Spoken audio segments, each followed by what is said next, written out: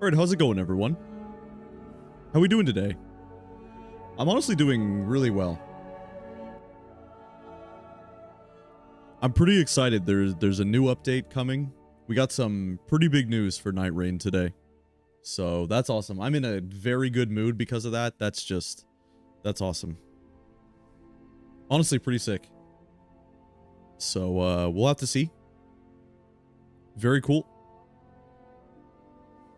Yo, what's up, that other? I know, dude. Oh man, isn't that awesome? What a huge update. Like relic filtering, duos, gonna have, you know, some new Everdark bosses. How incredibly cool. Isn't that exciting? Times are looking up for Nightreign, dude. Shout out to FromSoft. Listening to the players, I'm in such a good mood as soon as I saw that, bro. That's awesome. We love to see it. Let's see if it says anything else. Yeah, so duos, and then I'm looking at I guess we'll just see the relic filtering system when it comes out, but it shows that it's like it shows that we should continuously try to tell them, you know, what to do and stuff like that, and what we think as the community would be good. So, pretty cool. Very exciting stuff. I'm really happy about it, and I think a lot of players should be happy about it. And I guess what I'm most pleased with or most excited about is that a lot of players, you know, they haven't had the chance to have the best possible experience. Duos are so good. Like I spent a lot of time playing seamless co-op and stuff, and duos are so fun and well designed and balanced and everything. Duos are honestly pretty sick. So considering that duos are cool,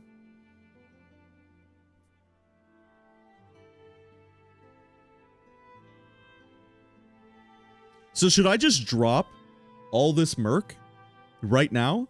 I guess we'll save up for the update, right? But should I sell anything, or should I just keep saving merc? I honestly don't know how we're even doing on merc and the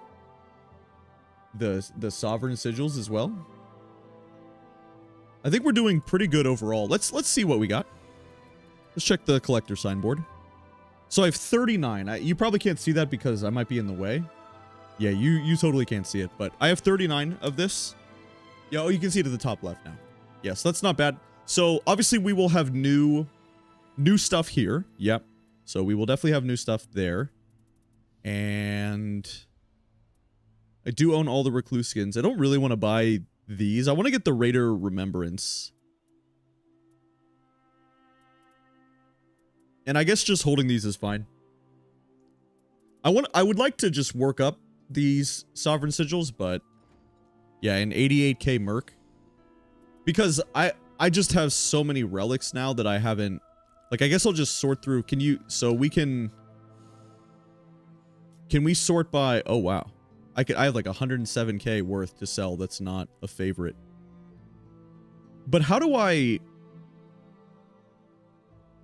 Oh, it's left... It's, what is it? It's left stick. And I can... order found. Yeah. So, I mean, I don't really want to sit here on stream and do this, right? Like, fist attack power is actually pretty good. Okay, honestly, like if we have proper relic sorting, then I don't know if I want to sell anything, right? Because once we get the proper relic sorting, it'll be... Wow, that's a really good... Maybe I should favorite that.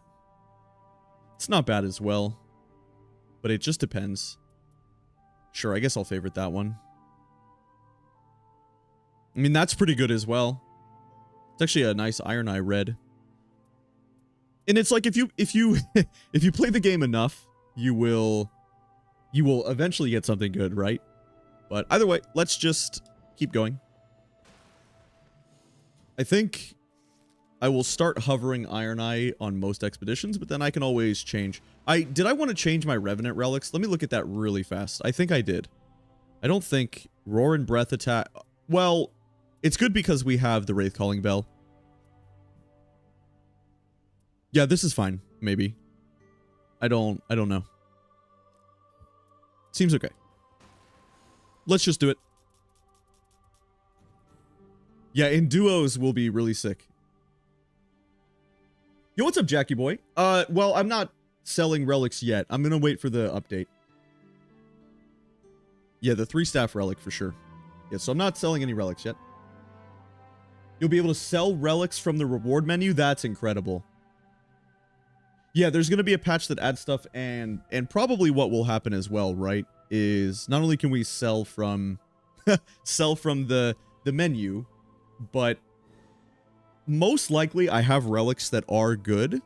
It's just they're so annoying to sort through.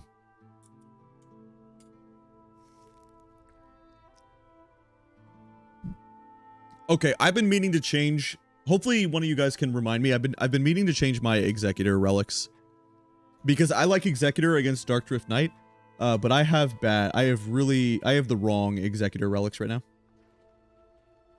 Yeah, I'm with you. I like Caligo. And so the Everdark thing should be good. Sounds like fun. Because I also really like Caligo. Yeah, I'm very excited, Jackie. So I played Seamless Co-op, which already has had duos since the game has come out. And I've been telling people that it's such a shame that FromSoft didn't have 2-player because players were missing, like millions of players have been missing the best way to experience the game. Duos are very fun. They're a lot less chaotic than 3s. The scaling is nice. Duos are hard because you don't get the solo runes and the free Wending Grace. So that does make it actually pretty tricky. And then you're down a person, but it scales down correctly. And as someone who's been playing duos is really nice. So, you know, hopefully millions and millions of players now for the future will have access to duos for the first time, because that's honestly great. What a good change. The relic sorting is good. The new Everdark bosses are good, but adding duos is, in my opinion, the most important thing they could have done to this game. It was, obviously it was a huge shame that it didn't exist before, but we are getting it, so why continue to complain, right? It's like, at this point, we're gonna get it, so sure, fine. Should have been there from the beginning, but it is what it is. Starting this church is so rough, man. Because we don't get level 2.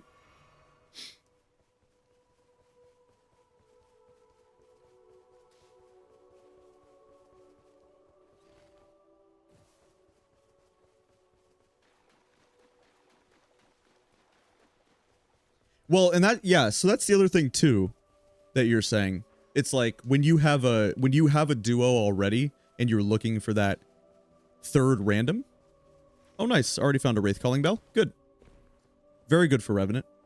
Yeah, so if you currently have a duo and you're looking for that third player, then yeah, that's really nice now.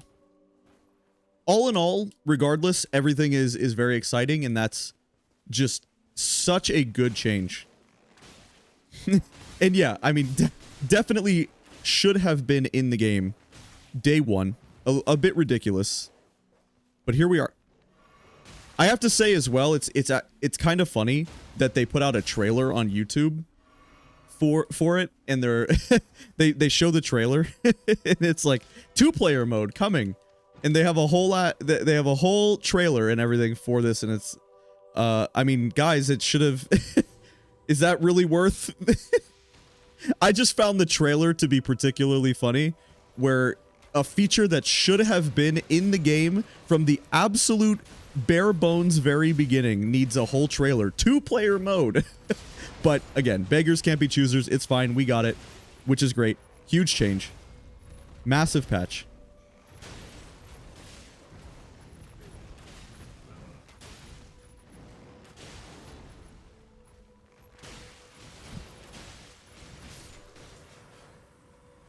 I agree with you that they underestimated general interest in this game, and because they didn't know what they really messed up on with this game is they didn't think that 3 million people. So we got the numbers, by the way. So 5 million people have purchased this game already. Yeah, so we got the hard numbers. They told us. Base Elden Ring, which has been out since 2022, sold 30 million. Shadow of the Erdtree has sold 10 million, and this game has sold 5 million. And what I am telling you is that if the performance of this game was better, if there was duo mode, and if it was more of a roguelike with better crafting systems for relics and stuff, if they expanded upon this game and treated it like a live service, this game wouldn't have sold 5 million, it would have already sold 15 or 20. This actually has, kind of in a way, an even better chance than Elden Ring did to eventually sell 30 million copies. The issue right now is that the game is too challenging for some players, for sure. Like I watched Asmongold, who, by the way, had a very good build on his first ever playthrough of Elden Ring and has played all of their other games. And he can't complete a solo run of this game. He was streaming and he was trying to complete a solo, and he still felt like it was really hard. And that's from an experienced veteran player who has played their other games. And that should really speak volumes, in my opinion. Like, very much so, that it's kind of surprising that how challenging the game really is for some people. And so they really could make the scaling of solo, even though solo is... I want to try to put it in a way that doesn't make me sound like I'm trying to be a bad guy. Solo is too easy for me at this point, but I have 2,000 hours in Elden Ring and 300 hours in this game. So is that really fair for me to be like, well, you know, they don't need to make solo easier because it's pretty easy for me? But that doesn't mean anything, right? I feel like it's kind of okay that solo is too easy for me, but they should still make solo easier, in my opinion. Even though it already is too easy for someone like me. But that who cares, right? Does it even matter? If someone like Asmon or maybe one of you who has played their other games are still just hardly even able to complete a solo run, even though you know what Elden Ring is and whatever, it's clear that it's so fast in the zone, moves so quickly, that a lot of people really struggle with the time management, right? It's definitely hard. And I can see how for a lot of people this game is just incredibly daunting and challenging for solo play. So I guess what I'm hoping for duos is that even though duos are very tricky, since you're down a person, you won't have to do something with any random teammates, right? It's like you and your partner, or you and the person that you're playing with, right? Just have a nice, clean, good duo experience together. And that's a really nice way to make the game. So duos should be very game-changing. And for a lot of you, I'm very excited for you to finally experience what I've been saying is the optimal way to play this game. No doubt. Duos are sick.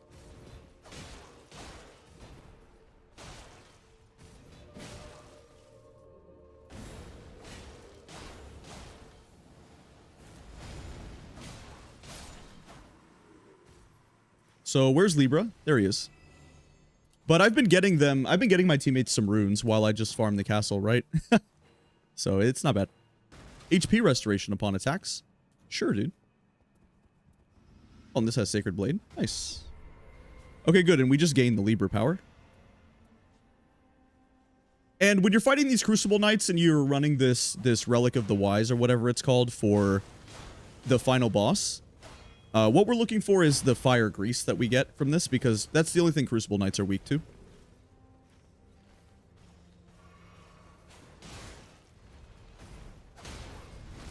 Yeah, so we just keep switching off of our weapon until we get fire grease. Unfortunately, we get magic, but... Oh.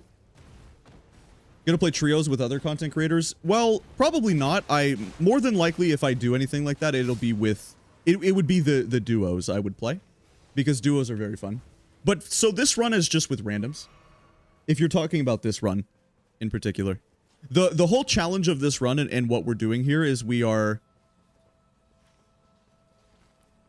Basically what we're doing is we are winning solo runs and going for solo runs, but only with other random players and queuing up random bosses. So we have to win 100 in a row while queuing up with only randoms.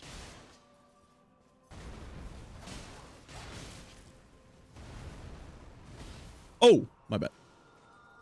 It's fine. I should have just leveled up, but it's okay. Nothing bad happens there. We did pretty good. We cleared a lot of the we cleared most of the other Crucible Knights. What's nice in multiplayer too, and this is just generally in this game, you're definitely allowed to die and make mistakes like that. It's not too bad. We already killed so many of the other ones that it'll be completely okay. I just goobered a little bit. Let's keep switching till we get fire. Come on. Okay, we just get... It's fine. We'll just fight him.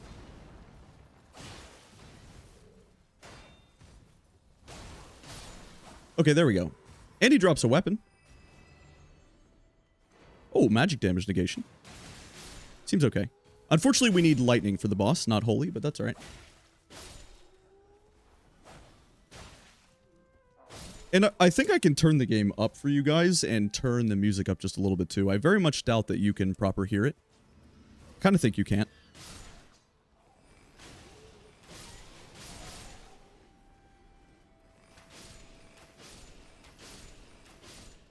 Okay. Nice. Let's turn the game up just a bit.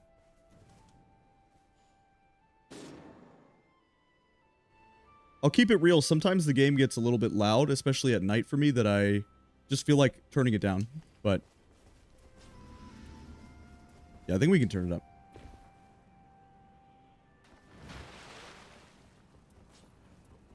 Yeah, either way, no matter what a huge update, and definitely game-changing. We have Silver Pickle here. Let's definitely pop it. Hopefully this means that we will get the Jellyfish Shield because of that. We are playing Iron Eye with a Silver Pickle. So, should be at least okay chances. Darn. A bit unlucky, but that happens. No worries. This is actually one of the better bosses you can get here. Nice.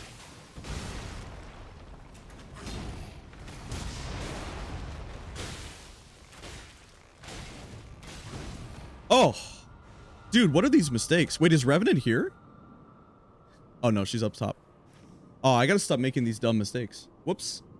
I'm not locked in. I'm not focused.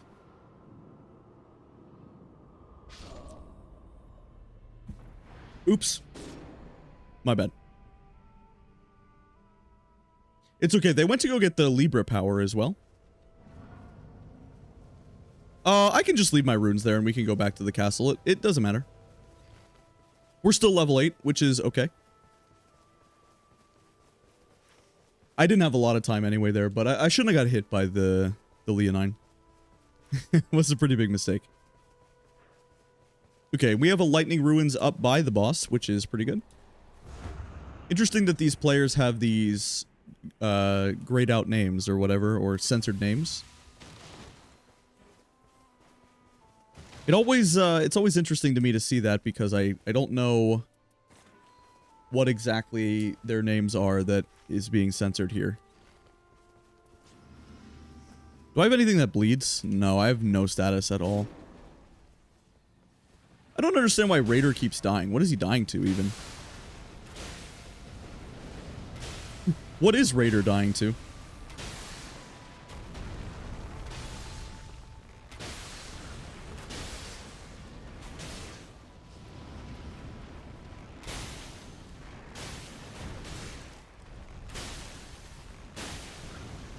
Just chunking this magma worm pretty well. Oh! I guess I keep dying. Does Revenant have ult? She could maybe get me. Darn, I lose the runes. My bad. This is, other than the fact that we got a Crucible Knight castle, this is not going that well.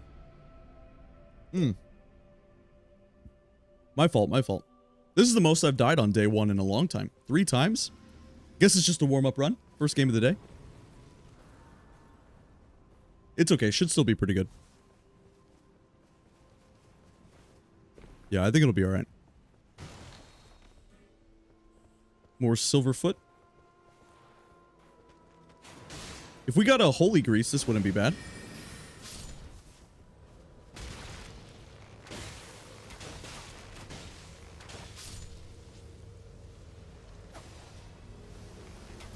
Oh, he dies to the zone or something there? Okay. I'm not too sure what these gamers are doing, but that's fine. Should be okay regardless.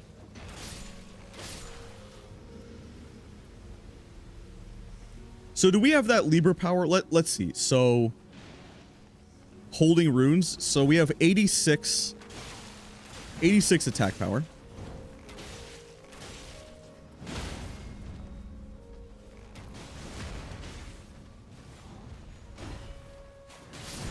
What's Revenant doing?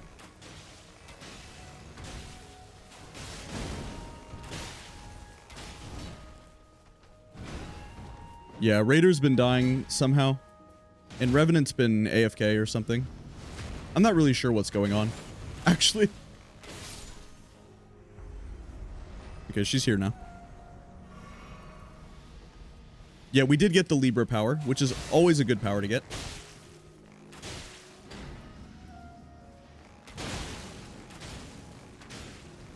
You want to try to break the mark on the horse on the Knight's Cavalry because that counts as a stagger, which will... You see how the horse wasn't even low, but we pop the mark, which staggers the horse and knocks him off of it. Excuse me, sorry. Got the hiccups. Yeah, pretty interesting how that works right there, that interaction.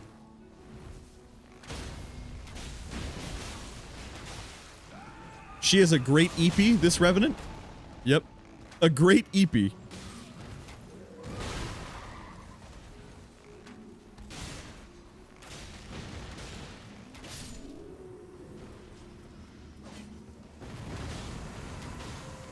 Well, the Libra power is one of the best things we can get as well, so that's very nice. Definitely helps.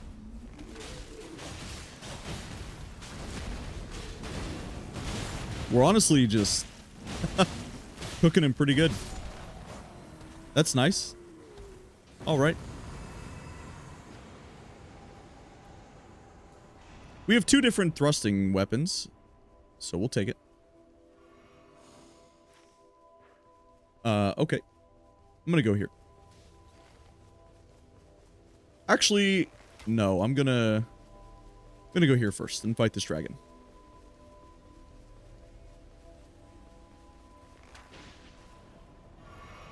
This dragon would be a good time to use the gold pickle, I think.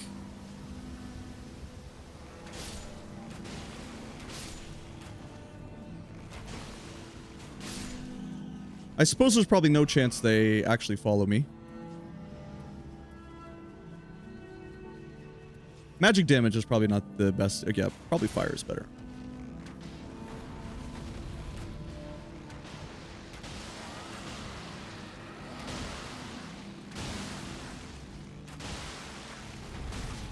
I was trying to ult, but I didn't have stamina. Okay, here we go. Nice, man. Yeah, I figured there was no chance Raider would follow. And she is using a greatsword. She's using Ordovis. Pretty funny.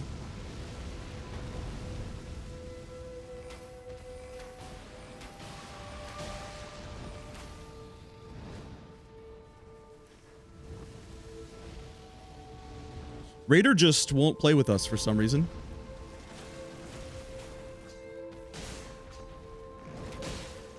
I guess not really a surprise if they have grayed out or if they have censored names that maybe they are toxic or something, but that's okay. We'll just work with it, do what we can. Nothing else we can do, right?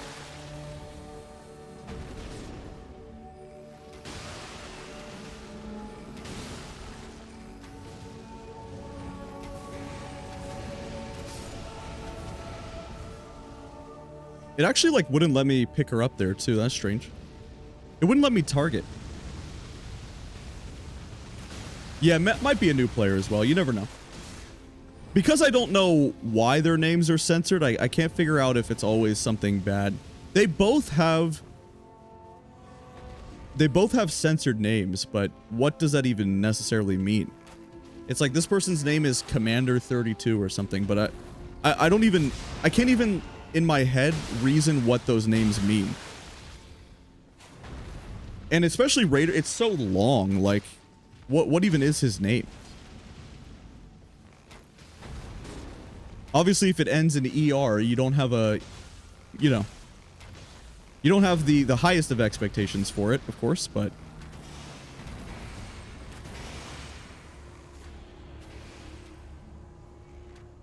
what is this lag?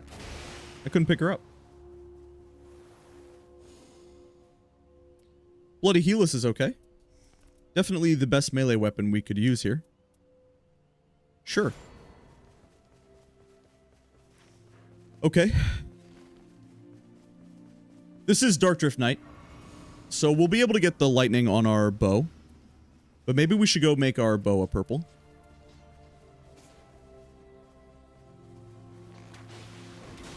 Oh, come on. Don't you frame trap me.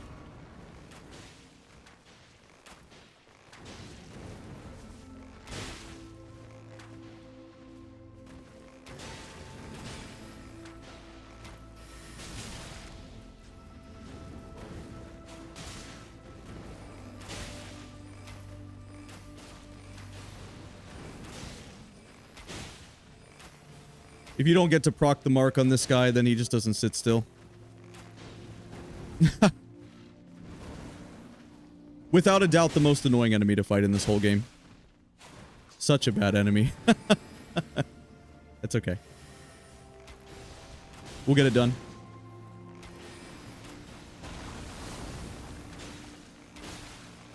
Yeah, we got it. Just took a second, that's all. No big deal. I'm feeling pretty good today, you guys. Nice, improved range weapon attacks. I mean, we don't... Although it's cool we got this Ordovis, we don't need it for any reason. Yeah, I'm feeling good. I think we're going to get some nice runs today. Revenant has been AFK a lot. Raider has been just doing whatever he feels like doing, I guess. I'm not really sure what's going on here. Bloody Helix would be good to use on this, though.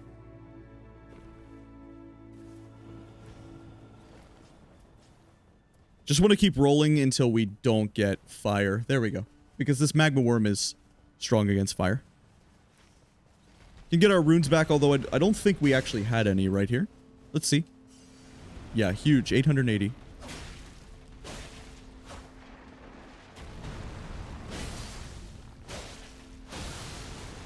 Nice. That bleed is fantastic.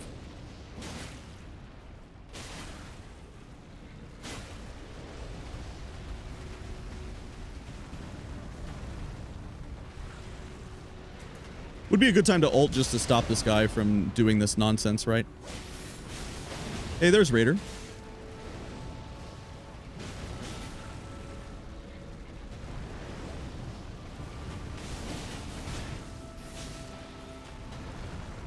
Almost jumped too early. There's the stagger.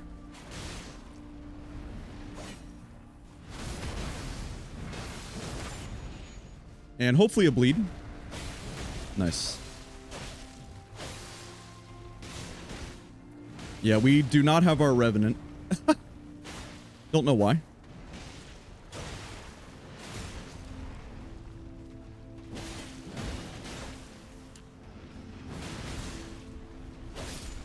Having that second dash is so important with this guy. Wow, even more thrusting attacks? Yep, she died to the zone. Saw that coming. Okay. Let's go finish off the castle. So when you have this kind of situation and a teammate is struggling pretty badly, or AFK or something, you just do what you can, right? Hopefully it shouldn't matter regardless.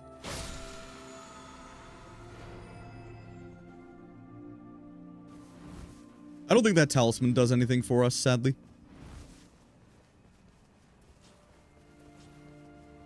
And as long as we make it down to the... Like, our goal is to make it down to the cave here so we can upgrade our bow to a purple. And if we do that, we'll be okay.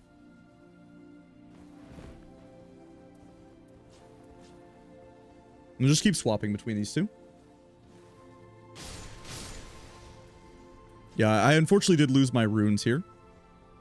But that's alright.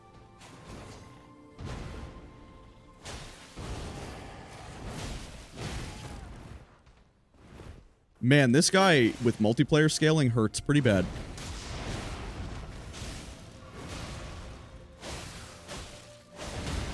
Nice. Is that Raider doing that? That is, right? Oh, he has a legendary. He got a Ruins Greatsword. Nice. Okay, and this is just better than our Iron Eye bow. So now we have a better bow that also has poison. All right, you guys, this is good. This is very good. Everything we were looking for right here. All right, yep, there they went. But you just never know the reason, right? Like, what if they're a parent and their child, you know, something? It's like you never know the reason why that Revenant ended up leaving the game or DC'd or something. It could be any number of reasons, I guess.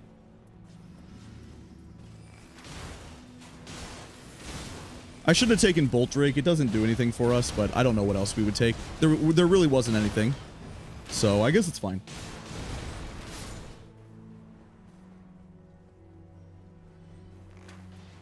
I'll come back for it.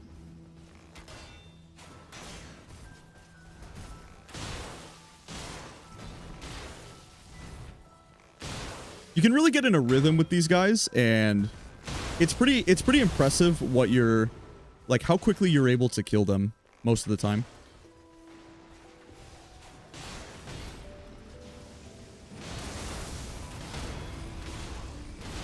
Raider is cooking with that weapon. Wow. Shout out to Raider. He's doing very well. That's a good weapon. Some Ruins Greatsword action. Love to see it.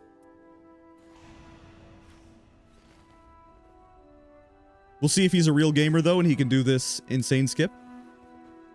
Yo, what's up, generic name? This is Dark Drift Knight. We had a DC. This is not the official duo mode just yet, although we got confirmed it is coming out. But it should be a little bit later.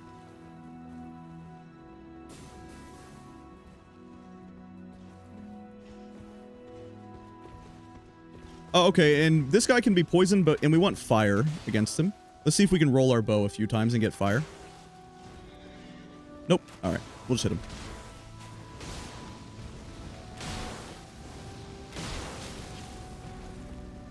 What sucks about that is I actually shouldn't be hit there, I think. Definitely a little frustrating. Dang, I cannot get fire on the weapon I want. Good thrusting damage though, because that's what we've been picking up this game is thrusting attacks. Nice, there's that stagger. And there should be a bleed. Got the poison going, got the mark going. There's the bleed. Nice, man. Insanely good. I guess holy is probably fine as well.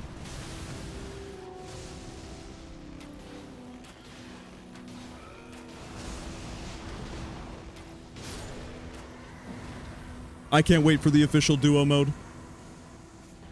You know, Rivers is alright. The boss does bleed. Is Rivers better than... I mean, it also comes with skill attack power, which is very important. The reason Rivers is so good right there is because we have so much skill attack power. Yeah, so the new patch is going to have, once it comes out on July 31st, it's going to have official duos mode, which is completely game-changing. We will have some new Everdark bosses to fight. And we will also have a better relic sorting system, like a proper, you'll be able to sort by the relics you're actually looking for. So it's really, it really hits on every front.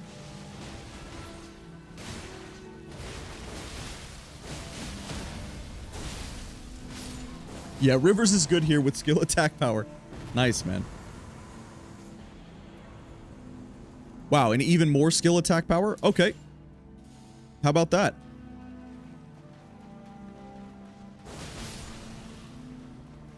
We're gonna go crazy. That's very nice. Honestly exciting, dude. This should be a good kill. But how you guys doing today? Happy Friday. I hope everyone's doing well. I'm doing great, by the way. Doing very well. And we're going to win this run. Going to win this duo attempt here after a rage quit. We shouldn't have leveled up to 15. We should have held our runes because we also have the Libra power. So that was a mistake. Oops, that's my bad. But I guess we'll kill everybody that we can while the boss is on its way. And look for gear.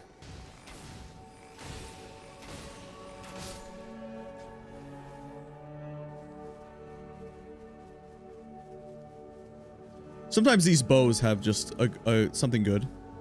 See, there we go. Damage negation at full HP is actually just better. Even though all this skill attack power is nice to have, there's no way that that's not better. Of course they heal. Oh well.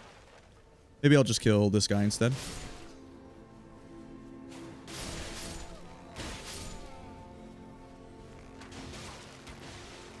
The headshots are pretty good.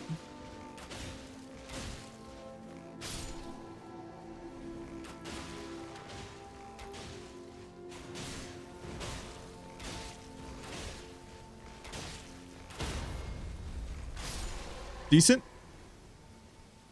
Is that range weapon attacks on that? It is. 7%. Okay, probably better. Adele optimizations are very needed. That is undeniable at this point. I completely agree.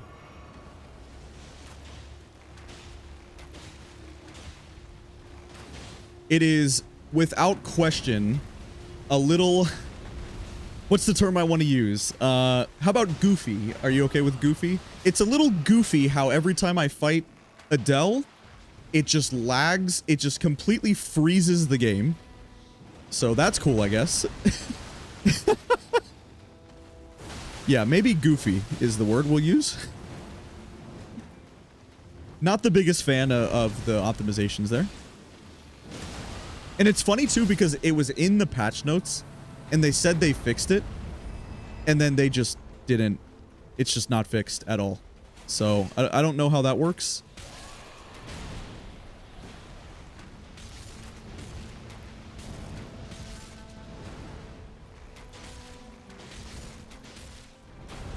All right, got him poisoned. Wow, how do I get hit right there? I wasn't in my dash iframes? Interesting.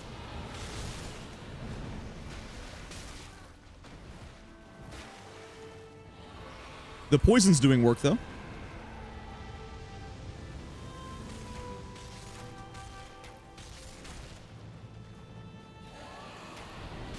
Nameless King is my favorite boss to fight in this for Night 2.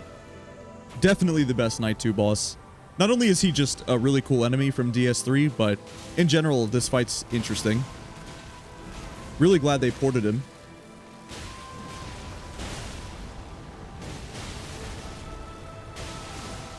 I would say one of the best things they did with this game, no doubt. Yeah, because just with how interesting he is as a boss and how much people generally like him. And it's honestly pretty nice for co-op.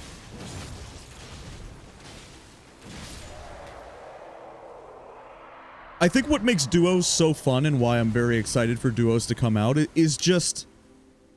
Generally, I do feel that it's the most balanced and cleanest way to experience this game, just because it is a lot less chaotic, I guess.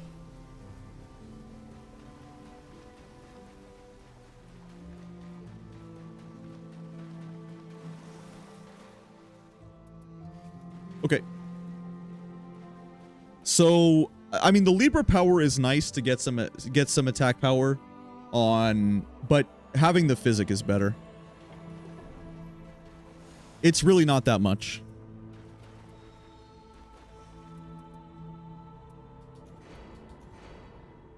Maybe I won't buy the bubble tier. Maybe I hold the 40k right here. No, I think I want to consume one exalted flesh minimum. No, okay, we only have, it's fine. We only have 28k. Let's just go. This should be pretty nice.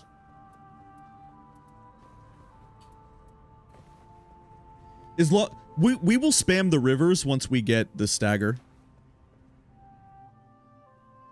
And I have the lightning grease that we need.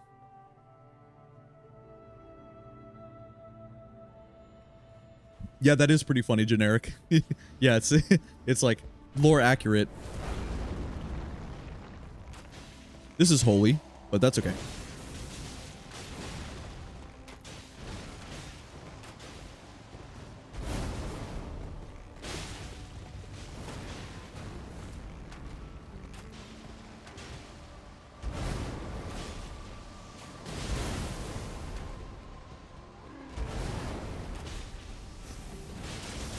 Okay. He's going to want to try to do this soon, so... Yep.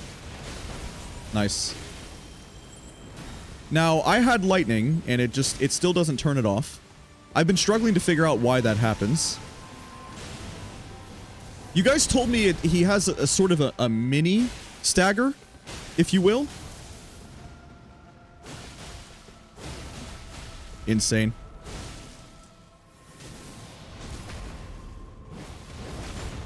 What a clean kill. This is an unreal kill.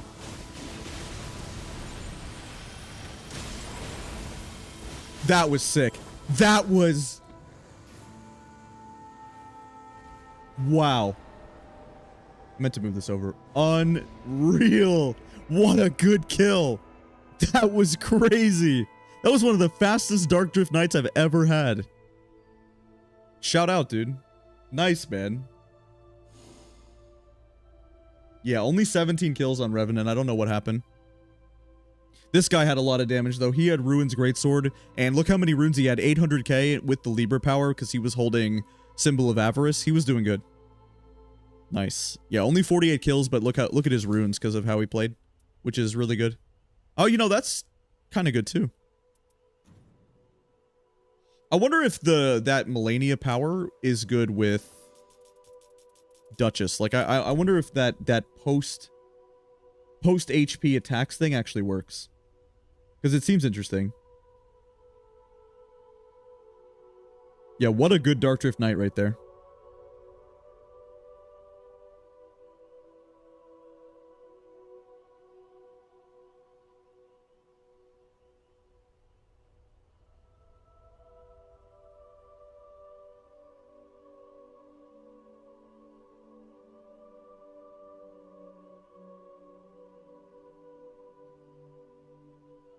Why is the queue time long today? Playing on NA?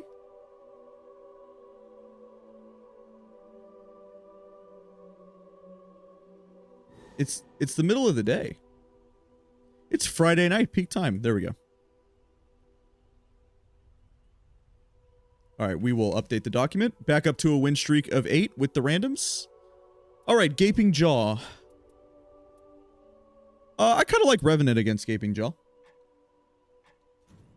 We'll try it. Revenant's just fun to play.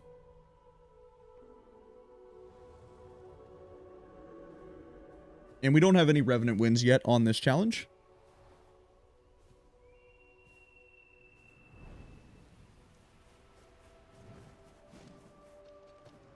I don't think there's such a thing as a meta, though, that other... I think the whole Everjail thing... the Everjail relic is really good, right? But the reason the Everjail... you don't need to nerf the Everjail relic. What you need to do is make it more common that people actually have good relics and not... I don't run the Everjail relic every game because after 300 hours of the game, I finally have... See how I don't have the Everjail relic?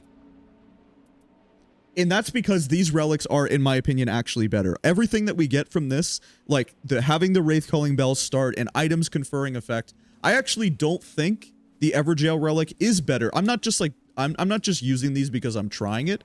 The reason the Everjail relic is so good and so prominent is because nobody has any good relics who only has 40 hours in the game.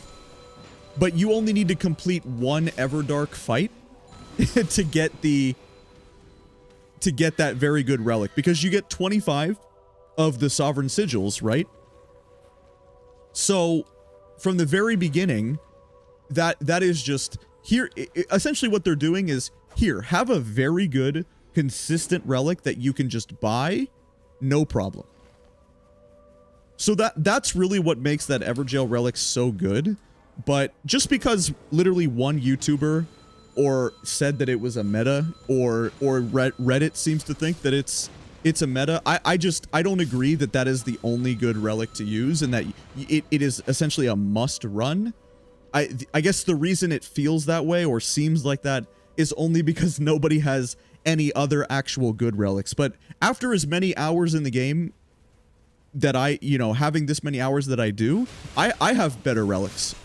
Or stuff that is good. And I still use it. I think with my Iron Eye setup, I had attack power from Everjail. And certainly it is good because it's just efficient, right? You gain attack power, which is the best possible stat you can increase, because you do things more efficiently, right?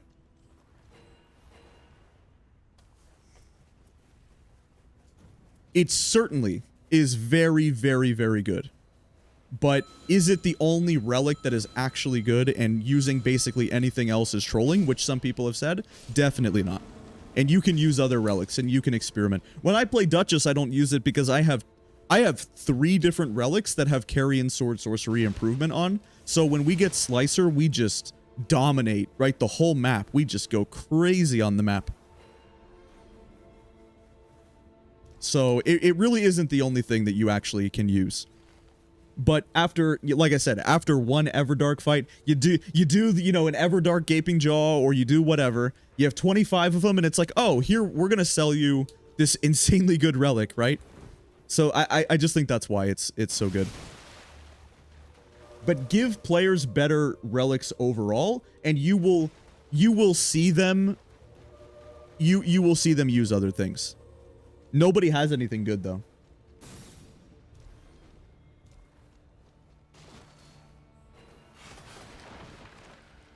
It more speaks volumes to how bad all other relics are, right? Wouldn't you say?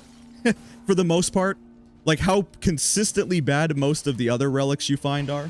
It's like, especially for someone who doesn't have that many hours in the game and hasn't spent time rolling. My friend named Aiden, who has, barely any time in the game, only 12 or 13 hours, right?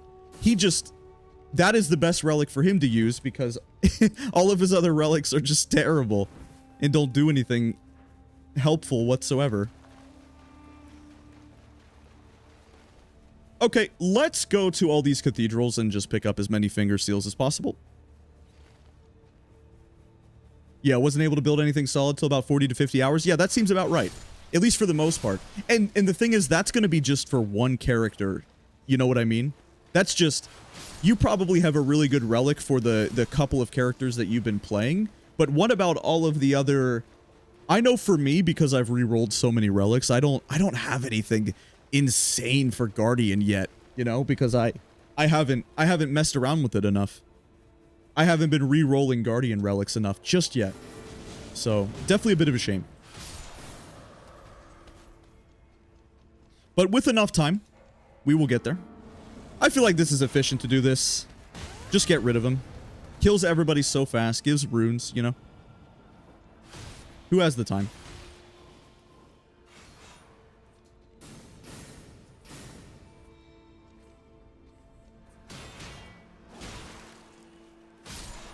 Okay. Okay, we did get a stone sword key, which is better than a silver pickle, I guess.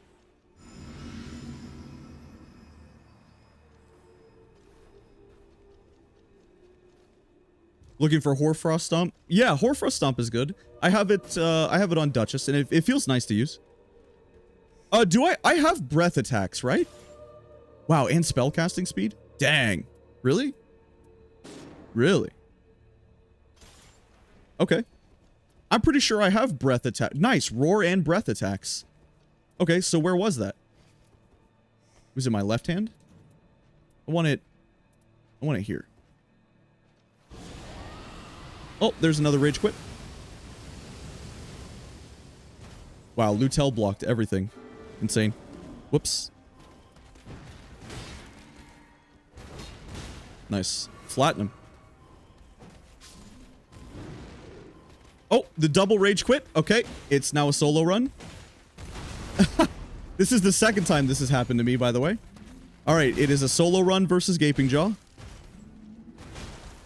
Yeah, so the very first run yesterday was like this, where we got a double rage quit, and then we had to solo the final boss. All right. Lightning Spear, Placidus Axe is ruined, so they're both really good. I guess the problem that we have is that the boss is not weak to lightning. Yeah, the insane double rage quit. Okay. Well, it does happen. Happened to me multiple times. Okay, but Lightning Spear and Placidus Axe's Ruin will be okay to clear all other enemies, and we're standing on water right here. So the Bell is good at cheesing the Hippo because he ends up walking, like, he will get headshot by all of these. Why is it still showing that the Duchess is in the world even though she rage quit?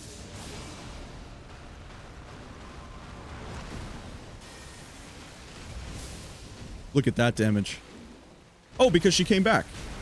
It was a connection?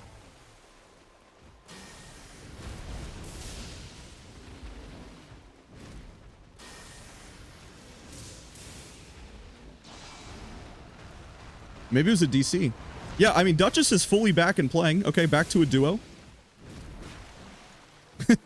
People are going to think, watching this stream, that duos are already out, man. This is 2 in a row. Yo, what's up, Intruder? Actually, no, it doesn't, brother. So what's nice, brother, is actually when someone leaves, it's not bad. So yesterday, if you go back in the VOD and you watch the run where I had 2 rage quitting teammates, it was perfectly fine and we just completed it solo. The only thing, or the problem, is that we don't get the extra runes and we don't get the free Wending Graces like a regular solo run, but the enemies will scale down and it'll be okay. It's no big deal. If you're an experienced player and you've put in a lot of practice into Nightreign, it's totally fine if your teammates leave. In fact, it just makes it easier, if I'm being honest. So it's okay. Yeah, we had a double rage quit yesterday, and it came down to being solo. And I think we still hit level 14 despite not having the better runes, you know? So that was fine. And then that was pretty good. And then so even though we didn't have the better runes or anything like that, we got to 14. And then I knew how to fight Morris. I knew how to fight the boss. So it was okay. No worries. Yeah, if teammates go down or they die or something like that, it's alright. Doesn't matter too much.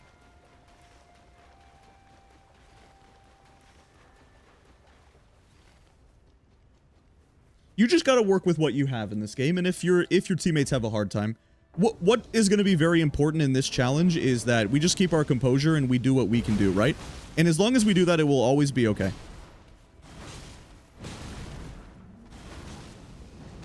And generally, we've been making very good progress on this run because we were having a really hard time with Sentient Pest, and we had a great Sentient Pest yesterday. So we're on a streak of 8 right now, and it's only going up from here. Feeling very good about it.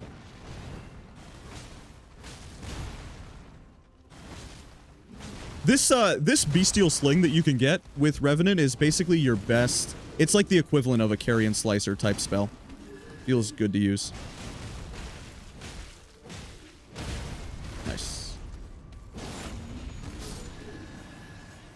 Or I'm holding her hostage. Wait, so you're saying Oh, I didn't consider that. You think I'm holding her like she wants to leave, but because we're already in a game? Oh, that's interesting. I didn't even... Oh. Maybe. You might be right. I don't know. I actually didn't consider that at all. Huh. Okay, is Placidus Axe's Ruin gonna go crazy up here at the castle? I think it is, right? This is gonna do nice.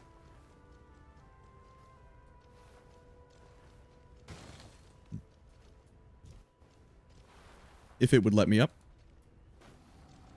This spot is surprisingly tricky to jump up. I don't know what the problem is, but somehow it seems to be hard. Does that really miss? No, it at least got one. And it hit the troll.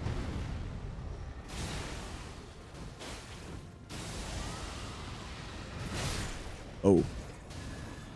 Let's get Sebastian down and ult. I don't think I got him down in time. Oh well. Okay. Probably a good time to commit Starlight Shard here because we're in here fighting. We want to do damage to this guy, right? Staggers him. All right, nice.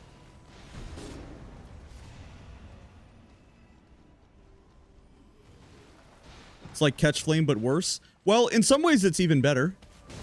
I'm of the impression that it's even more FP efficient. It just depends. Fire damage is not great against the boss we're fighting, so it just really depends. Yeah, let's buy the pouch. And buy even more Starlight Shards. We might need them. Bestial Sling and Beast Claw. Okay. Whatever. Let's kill as many enemies as we can find. Hopefully we can still level up to 7. Yeah, maybe in base Elden Ring it's worse, but in this game it's definitely not. Yeah, like in base Elden Ring, Catch Flame is a much better sort of short range or shotgun incantation, but this is surprisingly good. I was impressed by it. I didn't know it was so good until I tried it out in this game.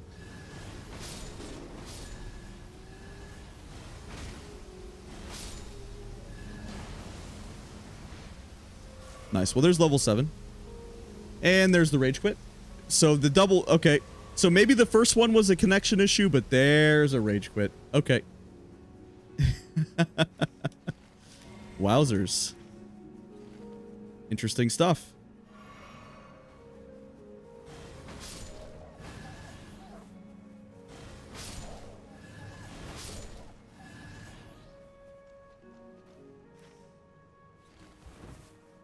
I'm surprised at how many people rage quit in this game. I didn't realize a lot of you guys had mentioned it and said that rage quitters are a big problem, but I wasn't aware it was like this. People just leave the game all the time, don't they? Just no problem at all. Just leave. Just start the run and don't finish it.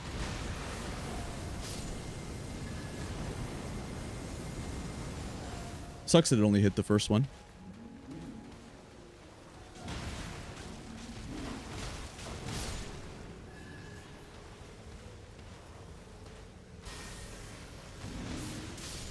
Yeah, that's nice.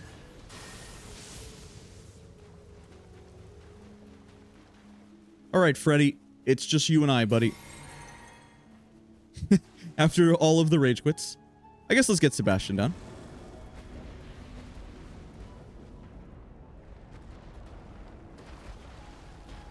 See who we got.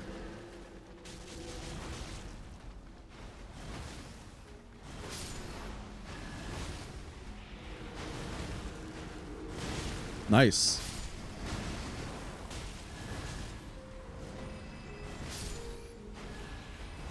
Maybe Helen would be good too. Helen might be more mobile, therefore can dodge the rats. But rats are annoying no matter what.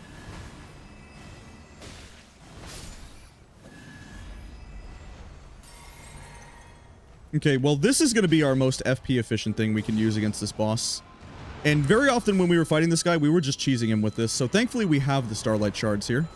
The tracking is so good, there's no damage fall off, and this is... Essentially, this is the highest damage per FP cost, right? So it should just mean we could throw Lightning Spear and it would kill the boss faster, but we would have to commit more Starlight Shards than this. So that's why the bell is so good. And you'll just see the damage come in, right? Look at how FP efficient that is.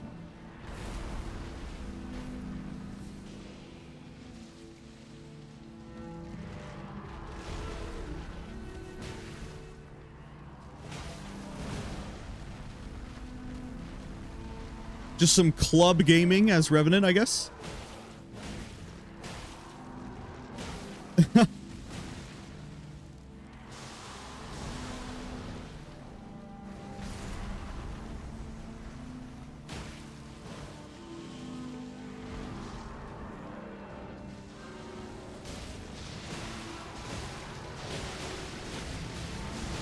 Nice damage. It's really good damage. I don't have anything else I can throw. I don't want to waste the Starlight Shards too much, so we'll just hit. Managing your Starlights is really what this class comes down to. Alright. It doesn't matter. That sounds like it would be good, but it doesn't do as much for us as you might think. So what do we want to upgrade then against Gaping Jaw? What are we going to throw at the boss?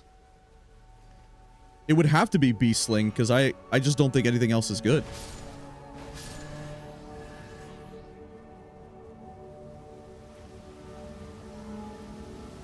We're sort of in a tough spot here.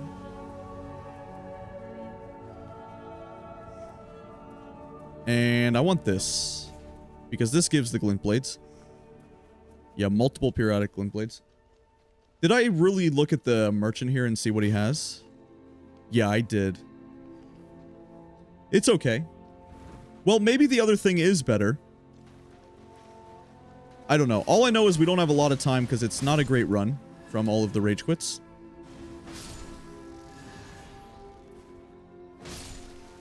Okay, let's see who we have. Hopefully not Bellbearing Hunter, but it might very much be. Grafted Scion is tricky, but not that tanky, so I think it's okay. Could be a good time to ult Freddy, just to keep him alive, so that we can cast. Keep us alive, too. Holy cow.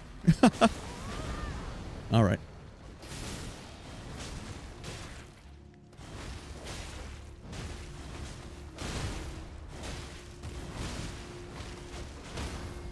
Nice. Look at this damage.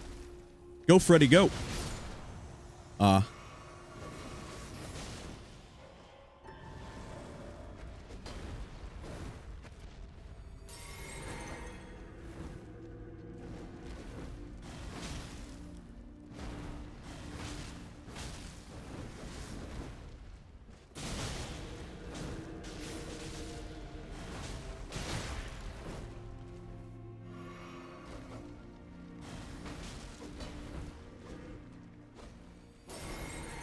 Maybe didn't need to use another Starlight Shard. Might have had the FP, but that's okay.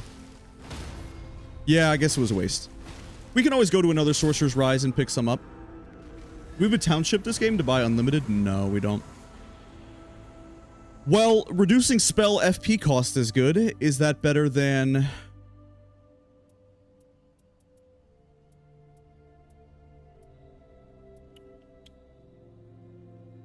This just isn't that useful for the final boss. That's why we'll drop it. It is good overall, but yeah, it's tough. Taker's cameo is good too. But we could get a better talisman. Like, we could get Flock Canvas or something here.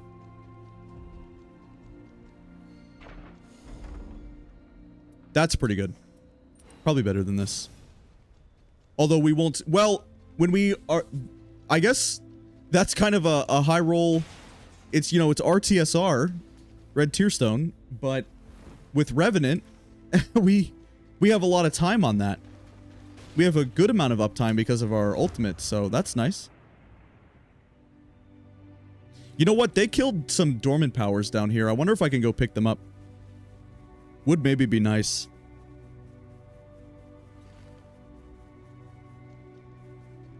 I think I'll have time.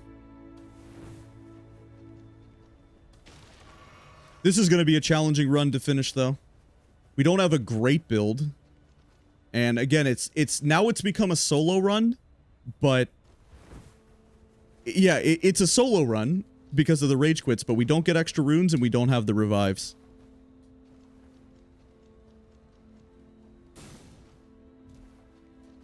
But thankfully they did clear this out before they left the game. Can they not join another game? Because if so, that's awesome, by the way. Like, they have to wait for me to finish this game. I hope it works like that. If they're gonna rage quit and stuff, you know?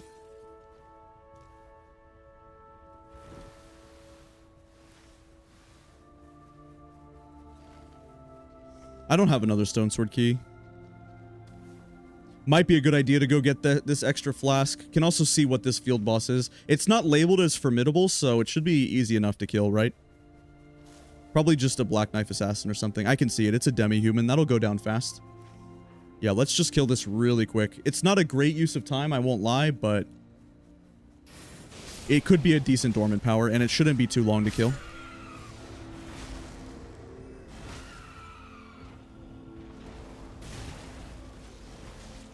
Trying to get Freddy down. Okay. Yeah, and so it's like, even if we take a hit here, we have Red Feather. So we just get attack power. Pretty nice. Okay.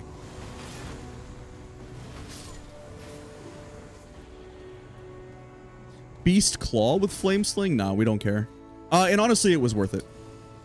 Because the boss does lightning damage, so that's not bad. Yeah, and that's the thing, too. It seems like people are rage quitting. Somebody else said that, right? You guys were telling me about that. And it kind of seems like the reason people are rage quitting is because there's not a good enough punishment, right? Maybe we can find something better here. Well, we're not going to get a finger seal because there's no basement. All right. Let's just keep going. We don't need Kukri. Well, maybe it could bleed the boss. I don't know what we're going to do to kill the... We're going to have a hard time actually killing the magma worm without the mana. I don't know. There wasn't another... There's only one Sorcerer's Rise on this seed. And I think I already bought the Starlight Shards. So we only have this amount of FP to work with.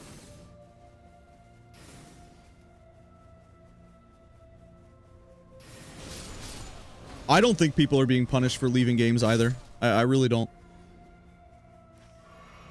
Other than the fact that they're stuck waiting now, right?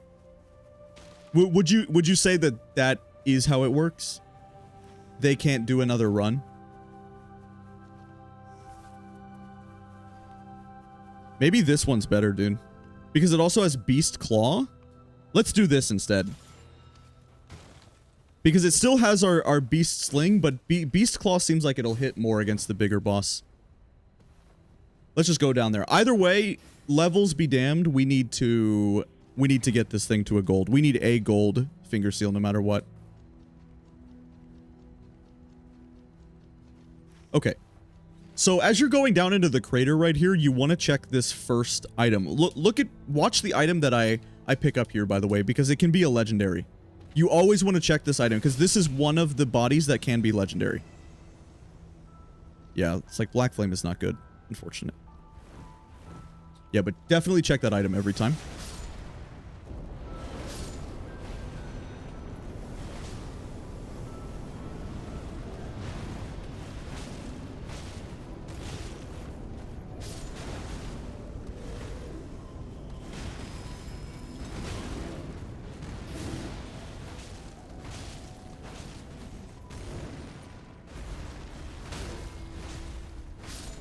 The Beast Sling putting in work. Okay. Yeah, hopefully we can kill every boss here. I think we will be fast enough. It honestly might be kind of close, but we're gonna hope.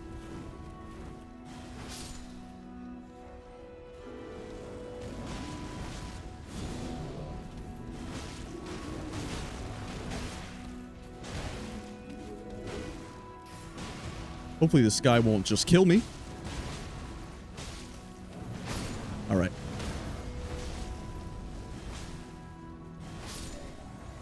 Maybe a legendary? Nah, darn. Okay, good item though.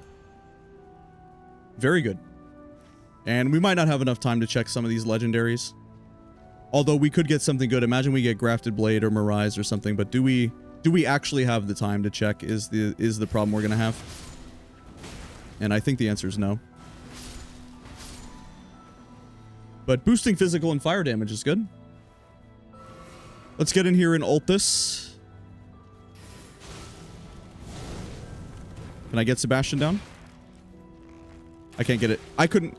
Man, I couldn't get him down, dude. Ah. Oh. I got staggered out of it twice. And of course I don't want to use my ult before getting Sebastian down. Dang, that's going to lose a lot of time. Wow, we might actually not have time now. That's tough. That is really tough. This is going to be maybe the hardest run we've ever had. The double rage quit really screwed us here because we just didn't... Oh, man. How are we going to kill this magma worm with this blue tier weapon? No status effects? We're not going to have the FP. No starlight shards? This is tricky, man. That's not good. Wow. Very tricky. Very tough. Not good at all. Not what we were looking for.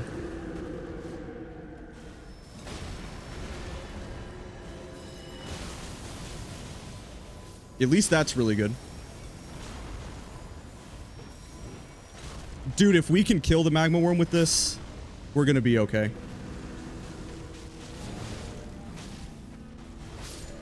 We have to go right now. Go, go, go. Yo, blood flame talons could bleed the boss. Okay. Sure. All right, maybe. We could bleed him. Are blood flame talons the best thing we could use here on the magma worm just for the bleed, even though it's fire damage? Probably not. But it could help.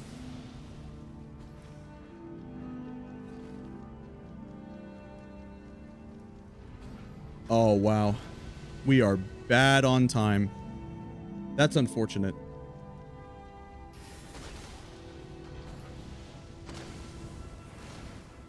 Couldn't even see if it was a legendary. Didn't have time to look. All right, go, go, go. I do have some kukri to maybe help lead the boss as well.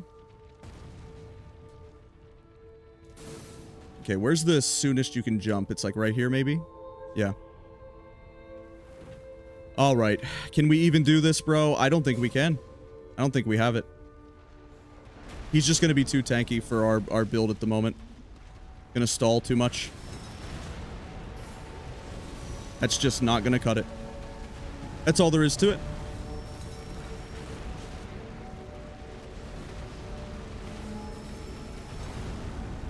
Especially if those miss. And we honestly got the worst RNG imaginable right here. As bad of RNG as possible, I would say.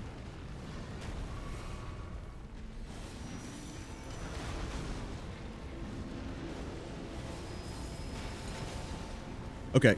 Well, you know what we can do? We can ult to keep Freddy alive. Oh, okay. Maybe we'll have time. Dying would be worth. Upgrading from a gold or from a blue to a legendary, like dying is completely fine right here. Let's double heal though, just so we don't die. Wow, we're gonna make it. Huge. That's a good play. Okay, heal. Level up to a shirt. Make that a legendary. And grab this power.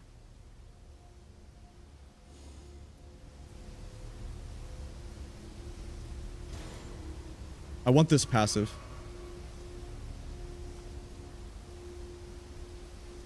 Okay. There's no way we're going to be able to live taking the bird, no matter how much we heal right here. But we got our legendary. Yo, what's up, a guy using Google?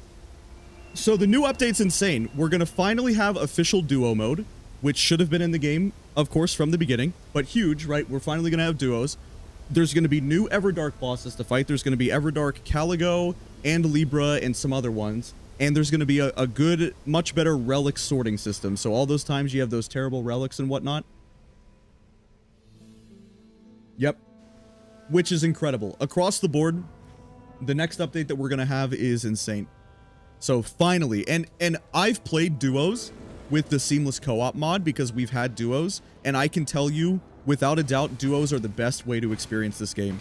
So the fact that we're finally going to have duos and people are going to get to experience that is just really nice. So I'm very happy for everyone. I'm happy that they listened to the community. They finally did it. Obviously, this is, in a way, it's maybe too little too late. Like, there should have been duos faster, but yeah. Either way, we'll take it.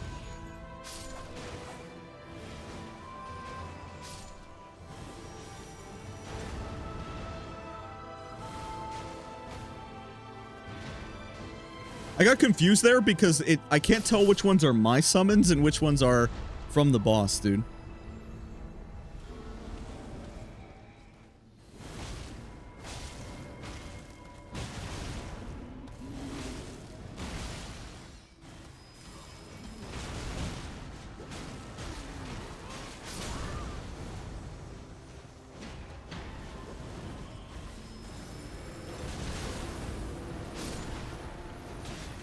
This is really bad.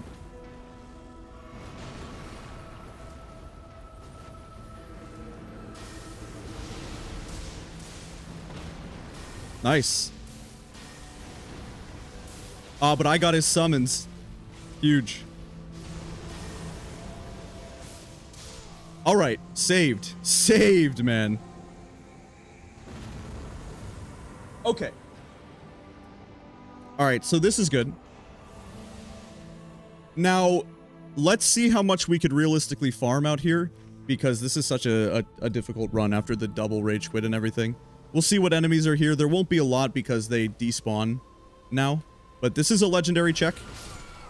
And maybe there's a chance we can make it for our runes. I'm just going to kill as many enemies as realistically possible here, I think.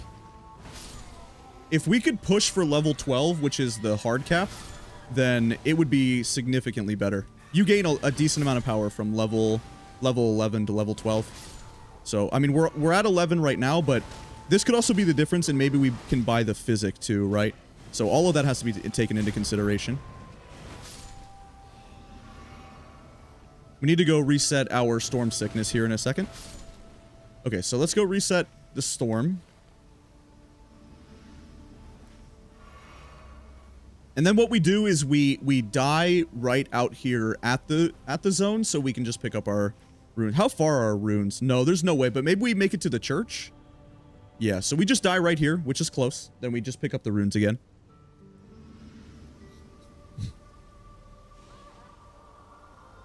Yeah, and so funny too how we go into near death because it was a multiplayer game. We just had rage quits. It's funny how it works. This is cool though. I'm very excited. Hopefully we can finish this up, because this was a challenging run with the rage quits. But we've got Beast Claw. We're in an okay spot. Just pick up the money.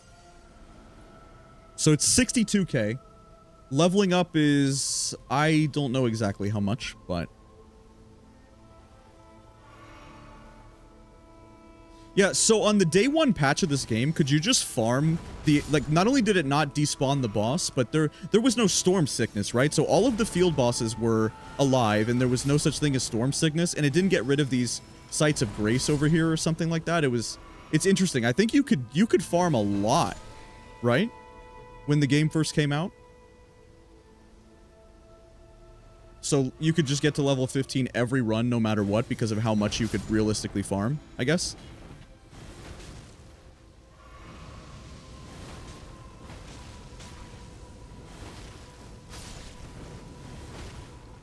If I had those flasks slowly restore HP, it would definitely be better. Honestly, they hardly give me any runes. It's not even really worth, but I would like at least to make it over to that church to get the flask. Wait! Oh my god! Get me! Yes! No, he died! my fire monk. What a legend. He was saving me. Maybe I should get Freddy down. But I think Freddy dies to the storm too, I'm pretty sure. That's why that guy died so fast. Is because the summons should die to the storm. And we have such little health as Revenant that, yeah. But at least this way, no matter what, even if there's not a ton of runes to gain out here, this could be the difference in us getting to level 11 and being able to buy 2 Starlight Shards and a Physic, rather than just getting to 11 and we can't buy anything. And of course I would only do this if the run was really hard, which this one is going to be, because of what happened. Normally on solo runs, when we have the Wending Graces and not Rage Quits, like just regular run-of-the-mill solo runs, there's no real reason to farm the zone. It's fine.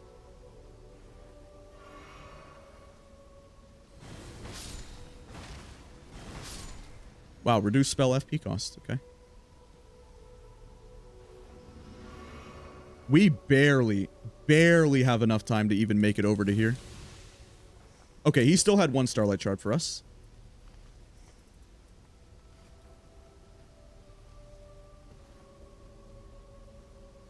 Kukri could bleed Gaping Jaw. Maybe I will hold on to Kukri. I don't really want to get rid of the Bell, because maybe the Bell would be the most FP efficient still. I don't think we can... this shouldn't be enough runes to get to level 12, right? Would 12 and some Starlight Shards is probably the best thing we could do if it's possible. Maybe we can just one-shot all of these here with Freddy. Let's see if we just kill. That's quite nice.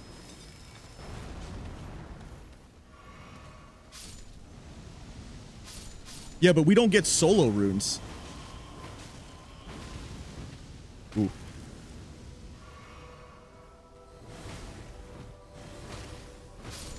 Okay, not bad. So, 77k?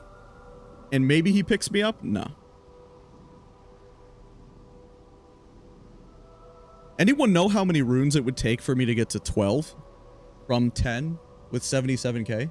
Do we need like another... It's like if I make it down there to those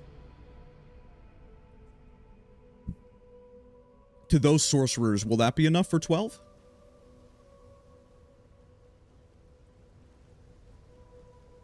Also, by doing this, am I stalling the 2 players who rage quit so they can't start another game?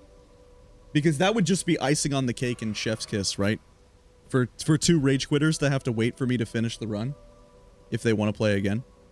What if I just left my PC on and I just never completed this run? Could they just not do another run ever until I finish it? That would be a really good way to troll people who rage quit. Would be very funny.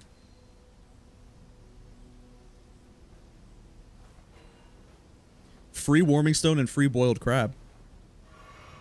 We want to boost physical and fire damage. That's what we do.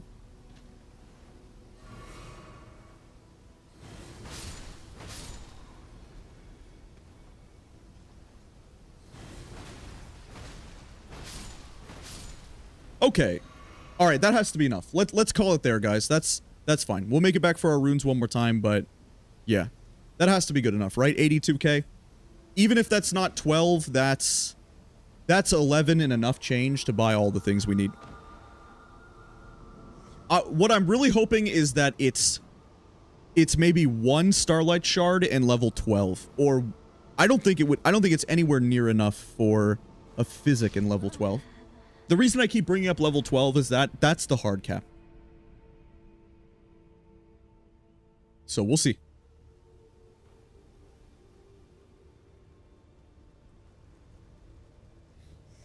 And all of this would be pointless if we didn't kill the Gaping Jaw anyway, right?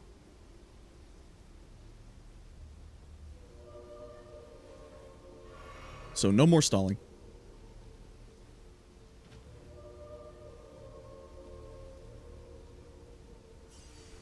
I'm just not the best at Gaping Jaw compared to some other bosses, but should be okay. Yo, what's up, Jameson Hurst? Yo, thanks so much. I really appreciate that. Yeah, that's the vibe I'm going for, man. It's always positive. It's never... I really appreciate that. And I'm glad. I'm glad I can provide you content that you feel like is chill and good vibes, because that's definitely what I'm going for, brother. Thank you so much. Appreciate you. Yeah, much love. Thank you. That'll always be the vibe here no matter what. Even when I'm streaming other games like Dark Souls or base Elden Ring and stuff like that I'll be streaming, it's always going to be chill vibes. Don't worry. Okay, it wasn't enough for level 12 anyway. We missed it by quite a bit. So that's fine. But what we want, I think, is we want to buy this Physic. Probably over a Boiled Crab. We'll just eat the Boiled Crab. Yep. So that Physic is really good. And then Starlight Shards are definitely better than Kukri. Although Kukri will bleed the boss. Let's just buy Starlight Shards. Okay, here we go, guys. Should be decent. Red Feather is very powerful combining with our ult. And we can actually get the rot as well. Somebody mentioned that. Yeah, generic name, you were talking about the rot dagger. So maybe we can try to get the rot in there. Get that rot ticking, and then... yeah, we'll see. I guess we'll start with rot.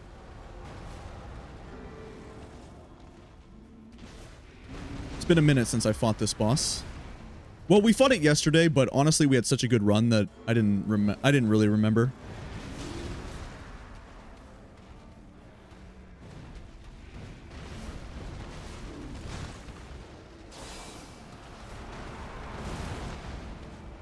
Yeah, thankfully he doesn't grab our sum. I think Helen is better here.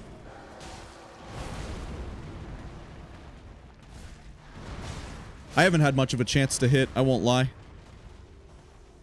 This guy runs away from me, which is part of the reason why I didn't think the Rot Dagger was that big of a deal, but of course I get hit. That's okay, honestly, we'll just heal. It's fine. Alright, hopefully we can headshot here. Okay, pretty good damage. This is actually fine. That scream attack doesn't do damage. Nice. Insta-rot. Okay. Helpful. For sure. Alright, what if we full charge this? Does this do good damage? Not if we whiff. It doesn't. Alright, how about now? Yeah, decent, right?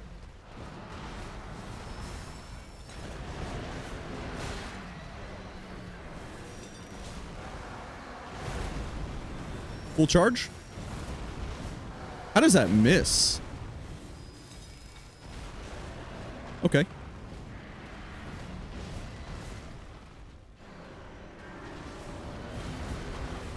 Headshot? If I get hit by that grab, we just lose the whole run. I think it would kill me. Okay, this is where we drop the warming stone and we get away from this guy here. And we don't look at him because he lags the game. And we gotta watch for these purple things. Alright, let's ult, I think. It does damage and gives us an opportunity to take good advantage of our red feather. One more ult. Okay, okay, let's heal, let's heal. This is hard, man, this is really hard. But maybe a good time to cheese with the bell? Oh, bad. Oh, I got roll caught. Heal, heal, heal. There it is. Nope. Nope, and we don't get any res because it's not... ah, man. Tough, dude. We did not do enough on the map. Unfortunately, a double rage quit. That's the first time we've lost a double rage quit. We've been able to solo the boss every other time, but we... level 12 and stuff, dude. We killed 145 enemies and everything. Ah, but I just got caught. Should have been okay, too. Honestly, we did a lot of damage. I should have never used the bell. I knew the bell was bad because the boss doesn't take that much magic damage. That's a shame. But it's like, we're only level 11 because we don't get the buffed solo runes, we don't get the free revive or the Wending Grace. You can't even... not only do you not get the free Wending Grace as a revive, but the Wending Graces don't even show up in the shop, right? So a double rage quit is just so much tougher than a normal solo run. Damn, my bad though. Like, honestly, we could have won that, but I just played bad. Dang, good try, good try. Alright, we go again. And the whole point of the run is that I count that. Like, somebody said yesterday, will you just not count it if your teammates rage quit? And of course I'll count it, right? This is the whole point. And I'm just trying to get better at the game. I'm trying to get better every day, no matter what. So even if we end up losing a run... you know, because of something like that, then all that I learned from that last expedition is it's not unlucky. I just need to be better at Gaping Jaw, right? My bad. We did pretty good too. We were able to upgrade to the legendary and everything. All things considered, it wasn't horrible, but that's a shame. A shame that I screwed it up for no reason when it should have been pretty free. Darn. It's okay, we try again. No problem. We're just stacking up Merc for when the better relic sorting system happens. Yeah, but this is what we do. We just queue every boss, and we queue with randoms. And we try to win. Yo, what's up, Tony? Nah, it's my bad, you guys. Nah, it's my bad. It doesn't matter. I still should have been able to do it. That should have been a clean run. I just screwed up. Yeah, what's up, Tony? Okay, Enhanced Jaw. That's fine. Let's just play Revenant again for Enhanced Jaw. And hopefully no rage quits. Nah, it's my bad though. Yeah, what's up, Shy Guy? Revenant is very squishy, and I should have never got hit the first time, because then I had to commit my ult too fast. And not only did I use my ult to not die, but then the problem that I had as well is that I didn't even get my ult on a summon. So I had my ult on me so I wouldn't die, but there was no other summon that I had. Was a big shame. Definitely my fault right there. If that was Libra or Holster, a fight that I know how to fight much better, then that shouldn't have been a problem. But big mistake from me. Very preventable. Just, I played bad. That's all there is to it. My fault. Yeah, so it does scale down. When we have these rage quits, the boss's health does scale down, which is how we had him under half there pretty quickly, and we were doing good damage. The issue is that once they rage quit though, in threes, we don't gain the solo. When you play solo in this game, you can buy Wending Graces and you get free revives and you gain bonus runes. So in a trio's rage quit, none of those things are true. We don't get bonus runes, we can't buy Wending Graces from the shop, and we gain no extra revives as well. So me failing that right there is precisely because that's not how solo works. They give you the opportunity if you queue for solo and you just play a regular solo run. A huge majority of the time, solo is actually easier for an experienced player. But I lost that right there, A, because I played bad, but B as well. The reason I also lose that is because we were only level 11 because we don't get the extra runes. And we didn't get the free Wending Grace revive, and we can't buy a Wending Grace from any of the shops. So on a normal solo run, it is significantly easier to win. And that's actually the reason why we're not streaming solo runs for this, by the way, is because I have a win streak of 24 with this category, but I have a win streak of like 55 with solo or something like that, where solo is quite a bit easier for an experienced player and is much easier than playing with randoms, no doubt about it. But that's not a normal solo, right? That's a rage quit solo. So it is a little bit different. I guess FP restoration upon attacks is okay. Sure, why not?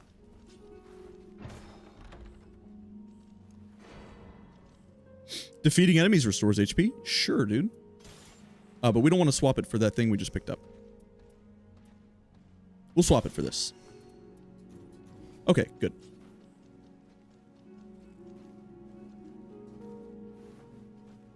Oh, I didn't mean to jump off.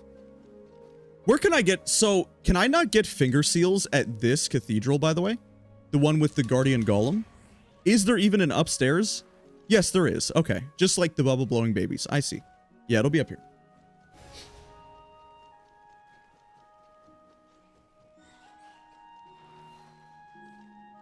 Okay. Bestial Sling again. Sure.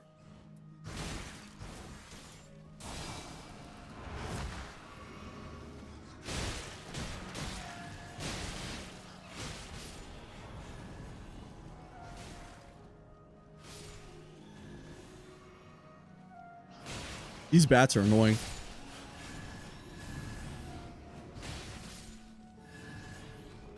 Tax Inflict Frost. What's this have? Dragon Bolt Blessing? We don't care. Probably. Okay. Yeah, we got Beastling. Let's upgrade that. Let's go turn that into a purple. And I think they were already working on that. So I should just be able to go grab the smithing stone they were working on. Like, see a mechanic where you join random people's games mid-game, matching people's level if they have someone rage quit. You know, that would be nice, but ultimately I don't think it matters too much per se, because if you get tired of people rage quitting or that would be nice for sure. But if you get frustrated with people rage quitting and leaving the game, something you can do is just start doing solo runs and choose to do solo runs. The whole reason why, you know, that doesn't bother me too much or whatever is because I'm just doing a specific challenge run. But if this was a normal circumstance and I wasn't doing a challenge run where I need to try to complete the run no matter what happens, you know what I would do right there if the other two rage quit? I would just leave the game myself, right? I would just start over, which is probably what they were expecting me to do. But it is funny to think about. Maybe I held them hostage or something. It is pretty comical for me to imagine like I was making it, you know, impossible or whatever. They're adding duos. I know, Shy Guy. Insane. So good. So incredibly good that they're adding duos. Just, I love it, man. Very exciting stuff.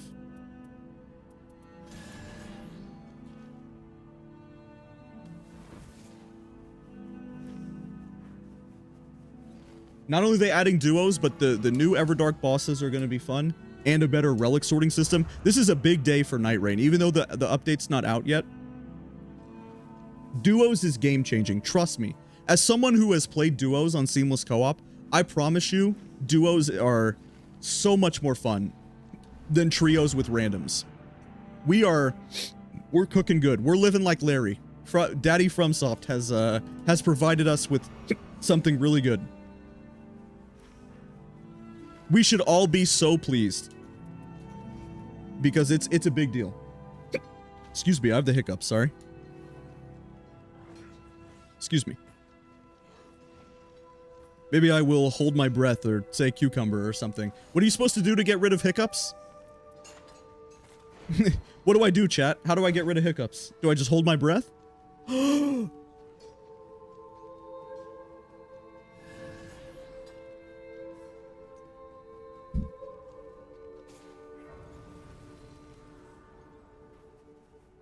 You guys are supposed to spook me, right? You're supposed to scare me? Or something? That's how you get rid of them, yeah?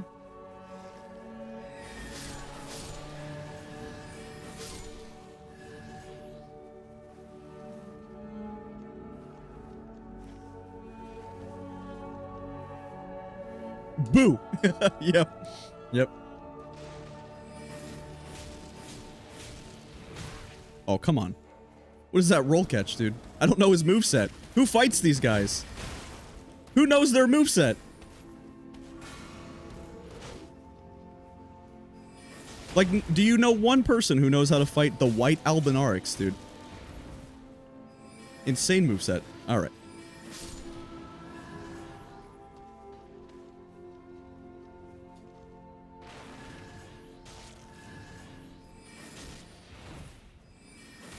To be honest, generic name, I might at some point just because it's pretty easy content and interesting for the puzzle, but there are actually some shorts or some videos or a visual guide you can look up, by the way, if you're interested. It already does actually exist. Okay, attack power at full HP is really good, but so is maximum stamina, but I'll probably take attack power at full HP. What do I want to do here? Maybe this? Yeah, that seems good. Okay, we got 57 big ones. But yeah, knowing how to, if you're going to play Revenant or Recluse or Duchess, you need to know how to open all of the Sorcerer's Rises. It's very important because otherwise you're not able to utilize your class to its full potential if you don't know how to open them up. It makes a big difference. All right, so we buy the pouch, we buy a smithing 1, we upgrade Bestial Sling, which is very nice, and then we will buy the 2 Starlight Shards. And then we're going to look for item discoveries, okay, but not what we want. All right, and then we'll level up, and we can try to kill some of the castle for our teammates while they're over there. Doesn't matter. Yeah, it's interesting that part of the reason why this game is not a live service and they're calling it a live service is somehow they didn't want people to think that live service means some kind of pay-to-win cosmetic system. But calling this game a live service or hoping it to be a live service is not a bad thing. All it means is I think they have a real opportunity to make the game even better and continuously work on it. more than just let's make a second Nightreign or let's make Duskbloods or something, right? I think that's where the frustration from players lie, especially me, where if I could talk to FromSoft today, right? Miyazaki didn't make this game, but he's still the president of the company, or, you know, Bandai Namco or something like that. Not that it matters, and they wouldn't listen to me anyway, right? Of course they wouldn't listen to me whatsoever. Why would they? They have no reason to. But if I could speak to them today, what I would tell them is they have an incredible foundation for a game here. Fundamentally, Nightreign is very fun. Very, very fun. And well-designed and interesting. The moment-to-moment gameplay is good. They did a great job with this game. And so what I would tell, like, if I was somehow the owner of the company or I could make important decisions, what I would do right now is get a lot more people at the company and at the team working on this game to make it even better, because we have the stats that this game sold 5 million copies, and it can sell a lot more, and they can have a lot more than 25,000 concurrent players on Steam if they just did more with it. Because they did a very good job with the characters, all of the Night Lords, everything. This game has the potential to be so much better than it already is, but I just don't think they're going to give it the time of day that it needs to continuously work on it. I know we're going to get a DLC, but the game is already ever so slightly overpriced at $40. I don't think people want to pay $40 or, you know, I don't think people want to pay an additional $20 for a new class, dude. I really don't think so. I don't think that's the problem. I've expressed this before. Some people have come into the stream and said, what do you think the game needs the most? And I have said multiple times now, it's not new classes and new Night Lords. It really isn't. What we need is more than 3 possible castle configurations. What we need is more night bosses. We need to be able to fight Melania. We need more shifting earths. We need that kind of stuff. I don't think people get bored of this game just because it's like we only have Revenant or we only have Iron Eye and certain things like that. I don't think that's where people's contention with this game lies. I really don't. I think why they're frustrated or bored of it per se, or they wanted them to do more. What people are looking for the most is that they are really looking for just more different possible randomizations or maps that can happen, right? They're looking for voice chat and crossplay and certain things like that, or communication with teammates. I don't think people stop playing this game just because there's only 8 expeditions to do and 8 characters to play. At least that's not what would stop me from playing the game. I could continuously play Iron Eye and Revenant and Guardian and all these classes and Recluse because I like them so much, and I think they did a great job. I actually don't think we need more characters at all. But that's what the DLC says it is. The DLC says it's more characters and whatever. You can come up with this really cool martial arts class that uses Palm Blast from the DLC, or they could add Shadow of the Erdtree weapons. But if I'm still clearing trolls at the castle, or if I'm fighting, you know, Nameless King for the 8,000th time, you know what I mean? Does that make sense? That's more of the problem. Or the fact that there's only 40 seeds and there's only one map, or, you know, in the Shifting Earths, they could just do a little bit more. But of course that's not what will happen. They'll never listen to me or anyone, right? We don't have. I was saying yesterday, one of the biggest disadvantages of this game being from a Japanese studio, although that doesn't really matter too much in the grand scheme of things, but one of the biggest disadvantages we have is that the game is really popular in the West, and it's popular in, you know, English-speaking places, but we have such little contact with From Software and ways to interact with them. So much less than a lot of other games that I like old school RuneScape and certain things, where we can talk to the devs, we can do, there's just a lot. There really is. In many of these games. Okay, spell casting speed. Well, improved incantations is better. But sure. Okay.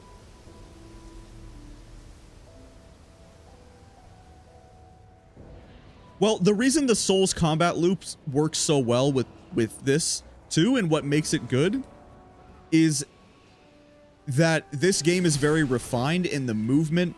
Imagine we did have fall damage, or we couldn't go up spirit streams, or we couldn't mantle, right?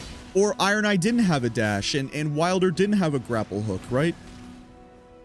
The reason this gameplay loop works so well is because the characters are so sick. They're so interesting. Each class feels so good. Each Nightfarer plays different than the others, and it's done in such a nice way, man.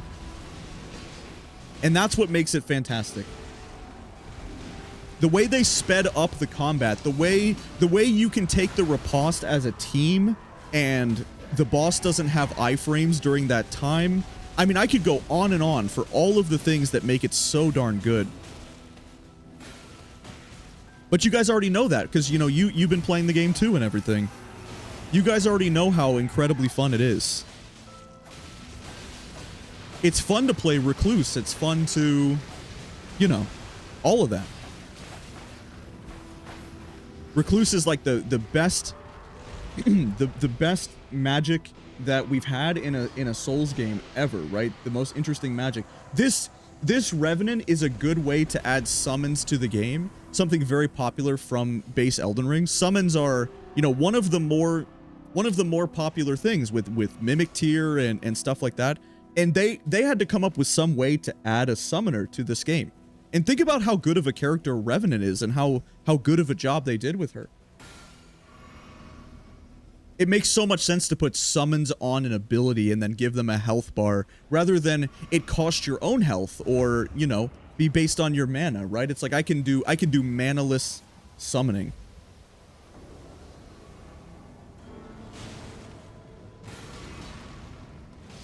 Think about how good of a tank class Guardian is. Like, blocking is not interesting in their games for the most part, but for people who like blocking, you know, Guardian is done in an incredible way. And I honestly feel like I say that for everything. It's great, man.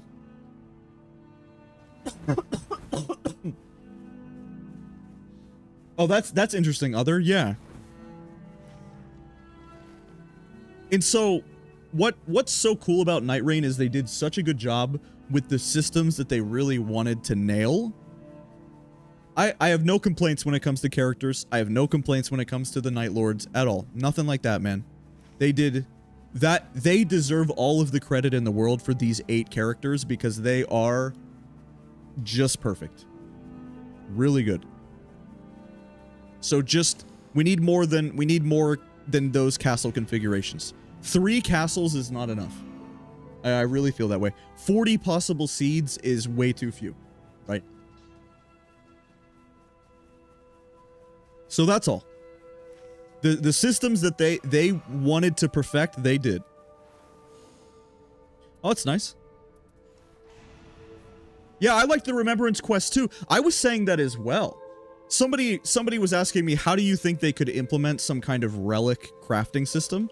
Like, how would you craft relics? And I would say I would continue on that train of thought for the relic system, right? Because what's pretty cool about those Remembrance quests is that you sort of go on an adventure. Like, let's talk about Wilder's Remembrance, right? You go into a cave and you pick up the slate whetstone, and you go out into Limveld and you do some objective other than just fight the bosses and kill enemies, right? You fight a very specific enemy, and that is so sick. And you could just do more. Imagine if you wanted to craft a really good relic. Let's say instead of just buying it for Merc or buying it from the Sovereign Sigils shop, the collector signboard, what if the way that you unlocked a good relic like the Everjail relic was there was an achievement for completing 100 relics, or 100 Everjails, right? Something along those lines. What if you could do objectives or quests inside of an expedition that was some kind of other objective that would be good for your run? Because what's cool about multiplayer is that when my Wilder needs to complete his Remembrance, it doesn't screw over the run because we all get 30k runes from doing it. It's not really like it's such a bad thing when your teammates need to do a remembrance, because you just get the money anyway, right? It's like an additional objective to do, which is pretty cool. And then there's also other interesting things as well. And then, as I've said before too, that they just, I don't want to say the term dropped the ball, because I can understand why they didn't, but this would have been, if there was ever a Souls game or a FromSoft game to have PvP, this would have been the one, by the way. The fact that there's PvP in their other games and you do invasions, which are not a good system for PvP, but in this very fair game where we all drop into the map and whatever, it's like, man, there should have been PvP in this game, dude. Why would they put PvP in Demon Souls and Dark Souls 1 and stuff like that, you know? Why would they put PvP in base Elden Ring where you get invaded, but not have PvP in this game? It just doesn't really make that much sense to me. Because PvP is right, I mean, it's perfect for this game. It's completely fair. Everyone drops into the map, everyone competes for the loot, right? No different than Fortnite. Or whatever. And I guess for a lot of people that scares them, because they think, you know, that I don't play, maybe they're like, well, I don't play Elden Ring to play, you know, Fortnite or something. It should be different. Well, that doesn't mean that it would be bad just because it's like another video game, though. You know what I mean? It seems like it would be pretty fun, but maybe not.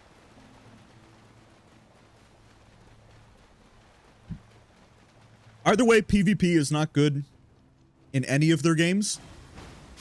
And I just say that from my own personal experience, coming from, you know, an esport level PvP game like League of Legends, which I played for many years. So not only am I used to that, but, you know, I look at games like Valorant, I look at games like CSGO and, you know, Overwatch 2. And all of those games have something in common, which is that when they add PvP into their game, it has a centralized server, it has all of the important stuff that you need in a PvP game. And FromSoft just doesn't have that in any of their games, unfortunately. So even though the PvP might be mildly interesting and pretty cool, that's what makes it so bad. It's just in comparison to other, they're just stuck in PlayStation 2. It's basically just PS2. Xbox 360 multiplayer type of thing. Yo, what's up, Ove? Hey, how are you?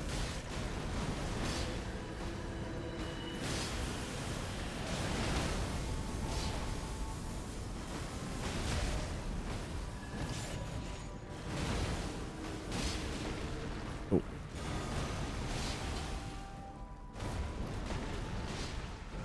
I can't really do anything here, but I don't want to commit any of these big resources. Okay. Nice. Wow, Frenzied Flame Seal? That's kind of cool, but we're not against Libra, unfortunately. So nothing too good. Even more spellcasting speed? I guess this is better.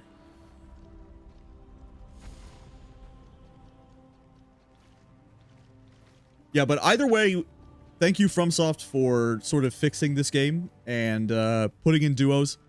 You will see the Steam count go, the Steam player count go up a lot. You will, I promise you, you will also see, a significant level of interest in this game for a long time, just because of the duo mode. The official duos are the single most game-changing update they can put into this game that will make it better for 99% of players. Because it is so much easier to type in like the Elden Ring Discord saying looking for duo or finding one friend to play. Think about how many people have just a significant other, you know, boyfriend, girlfriend, whatever it may be, right? And it's just like they play Nightreign and they play Elden Ring with them. And then as of right now, they are forced to look for a random third. It just doesn't make any sense.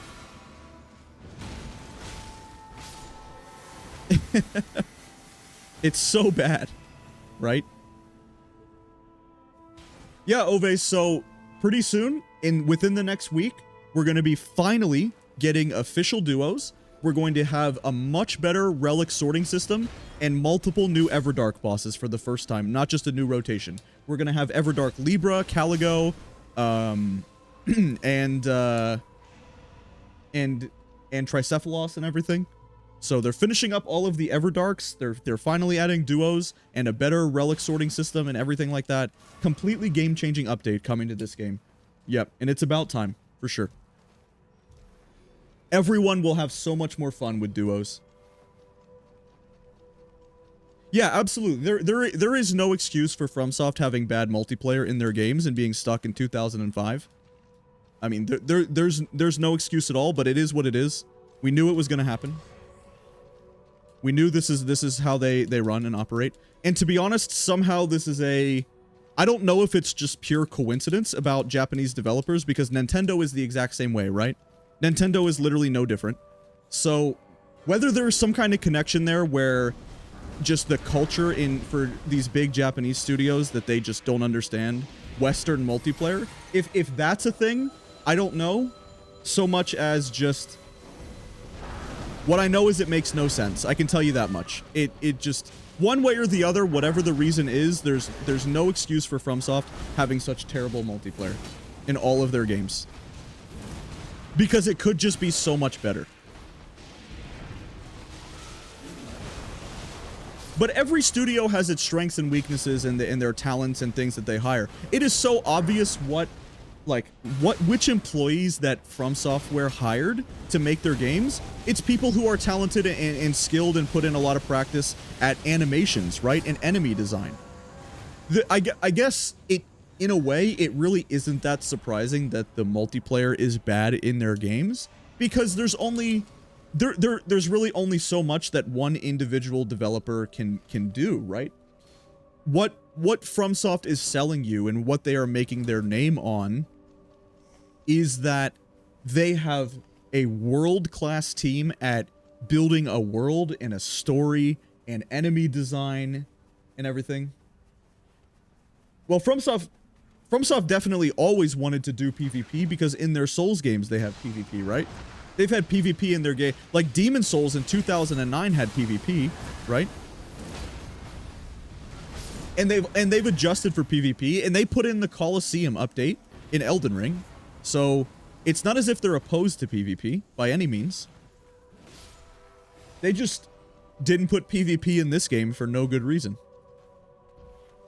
When it would be perfect, right? It would be so good to have PvP. Yeah, so I don't really know. I don't understand. Of any game they've ever made, it would make the most sense for this one of all games to have PvP.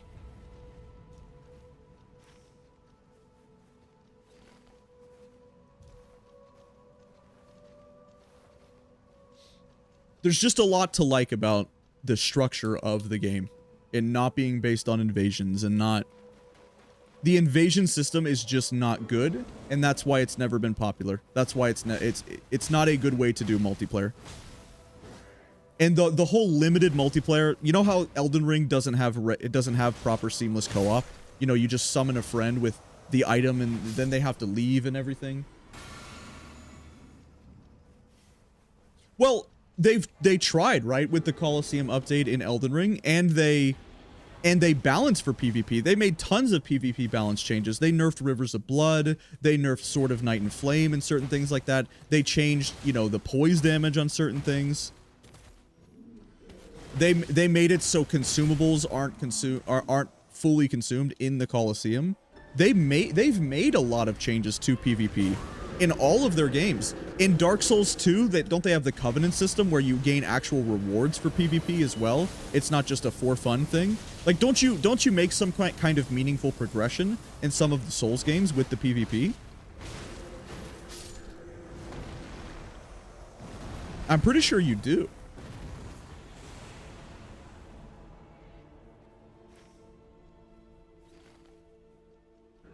What's the Souls game that has Covenants, and what do you gain from it? Is that DS2 and DS3? Isn't there a DS3 DLC that has PvP as a pretty big focus as well? The one with Gravetender?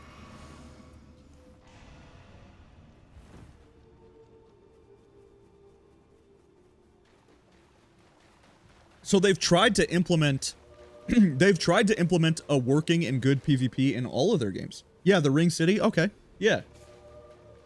So why go through that trouble, or why try to implement PvP into those games in a bad way when they could have done it for this? That's all. That's just that's all I'm saying. Doesn't make that much sense, but ultimately it's fine, right? It's okay. 1, 2, and 3 have covenants. Okay. And what do you do? What do you get from the covenants? Like what does that give you? Is it required?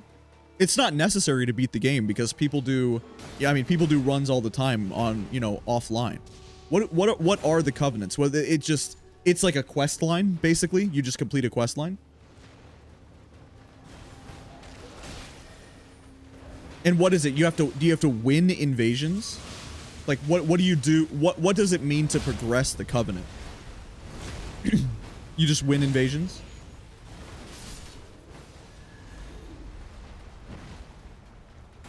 Or survive them somehow?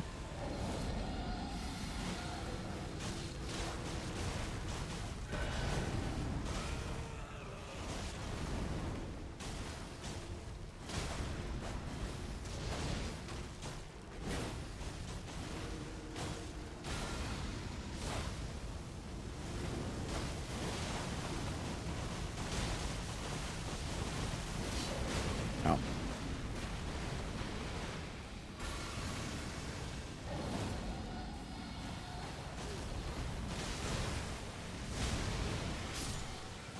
Maybe it's a good time to use this. And honestly, this.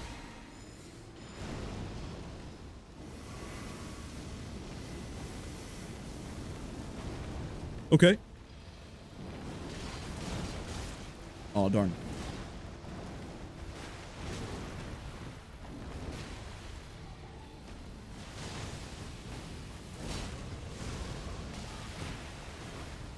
I've gotten a lot better at dodging this boss recently. This boss is really tricky. For the longest time, I struggled with this ancient dragon type enemy.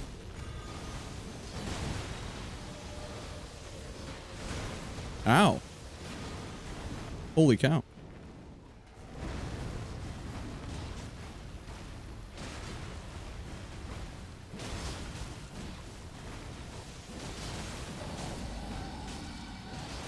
All right, nice.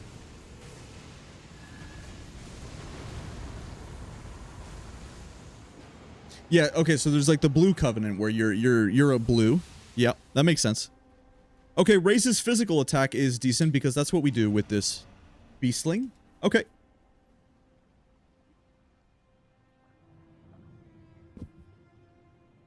Seems fine.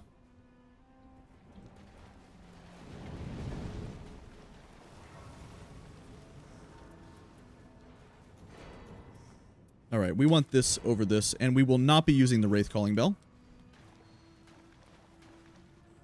which will give us a chance to get the Starlight Shards back. Okay.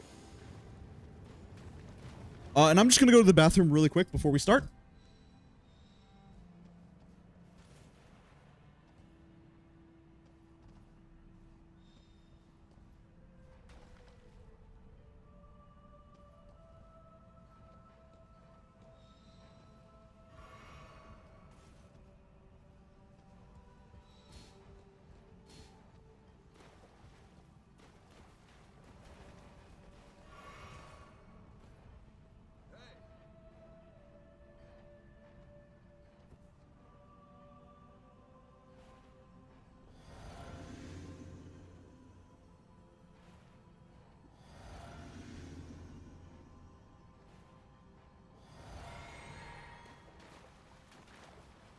Okay. Let's do it. I'm getting really excited to play my first playthrough of DS3. DS3, DS2, I'm going to do my first playthrough on stream. It's going to be fun. Should be pretty cool.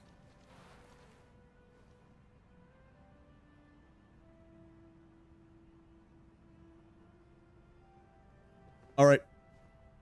Let's win. Let's get a first place. And start this, start another run. Unfortunately, we get reset back to a win streak of 0 with the double rage quit, but now we will just get this and we'll keep it going.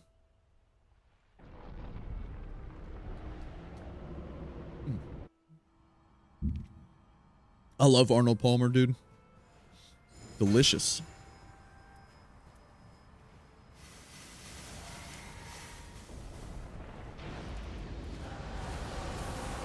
Oh, this is enhanced jaw? Oh boy. Yep, it is.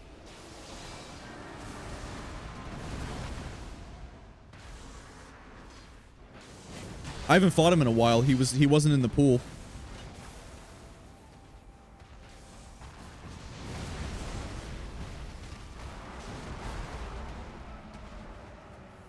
He's gonna scream. Okay, he didn't. Yeah, but it's fine though. Oh, it's not fine. Good roll.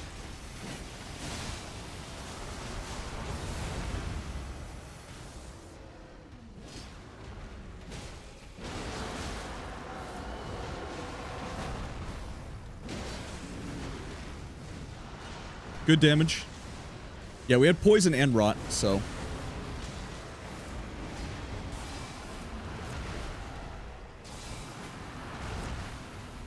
And teammates aren't getting hit by the grab.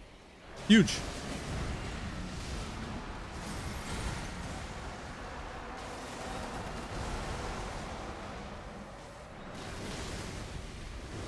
Sadly, I am not doing very much damage.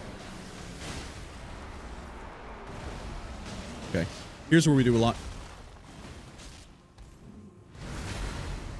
Nice, I'm getting those headshots. There we go. That's where the big damage is coming from. Okay, nice. Good punish. Very good punish right there. Alright, maybe it would be a good time to use this. Raider's just staying in there like a Chad. Oh, he canceled him. That's why. What a legend. That's why he was staying in there, because he canceled him. Great work. Yeah, he didn't do the super attack. Nice, bro.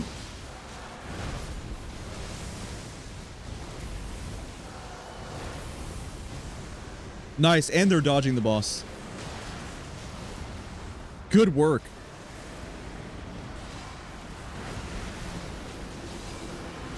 How does the attack hit me, but I dodge the grab? That is very weird.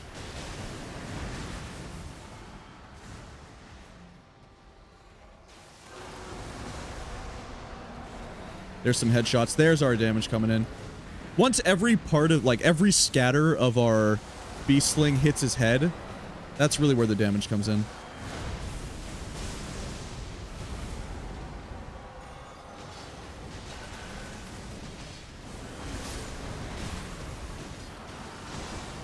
Might be a good time to ult.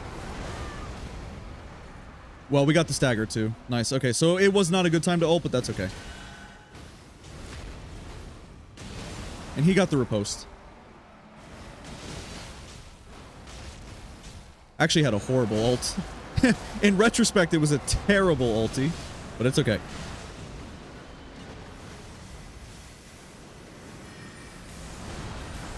GG. Nice, man. Very good teammates that game. They were good. They were strong. Shout out to those guys. They were very good. Nice. All right. We start another run. GG to Mikoto and Dungeon Master. Good players. Nice. And we still had most kills. All right. This is going to be a good run because we're starting with a Revenant win instead of an Iron Eye win. So that's how you know this is going to be the one, you guys, because we started with a different class. I think almost every run has started with an Iron Eye win. Because he's my most comfortable, but... Nice. Wraith Calling Bell in possession and Vigor +3. That's pretty good. Yeah, maybe I'll do my first playthrough of DS2 and DS3 both in August. Because that's kind of what I was planning on. But now that duos are coming out with this game, man, and the relic sorting system, maybe I'm still just addicted to this game. Because I'm having a lot of fun.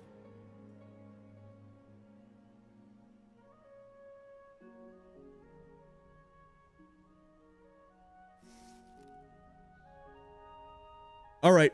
Good old Sentient. So, I think we found out that I like Recluse against Sentient Pest. I kind of been meaning to change the Recluse skin, though. This is the only one I've been using. Although, I really like this. This is the level up lady from Dark Souls 2, right? In Majula. What's her name? What's the girl's name in DS2? So, it's the Firekeeper in DS3.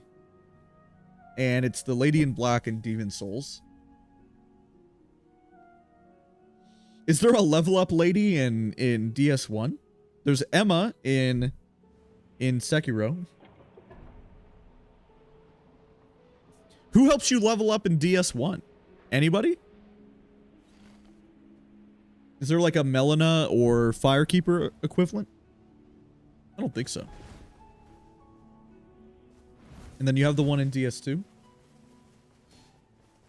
Majula is such a good homeworld. It's just the bonfire? There isn't one? I see. Well, every game has a level up lady, dude. Every single game does, pretty much, except, I guess, except for DS1. That's what they're famous for, dude. It's like the Firekeeper, Lady in Black, Melina, this Recluse skin, whatever her name is in Dark Souls 2, Emma. Yeah, they all have level up ladies.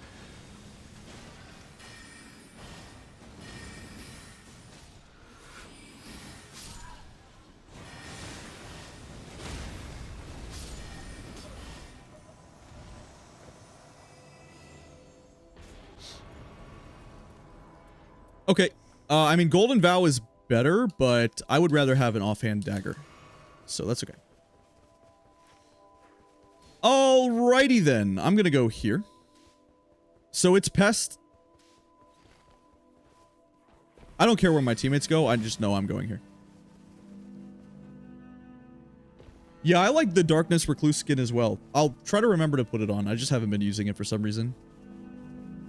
I like all of Recluse's skins. I need her Remembrance skin, dude. I didn't know the Remembrance skin was so good until I saw someone using it the other day.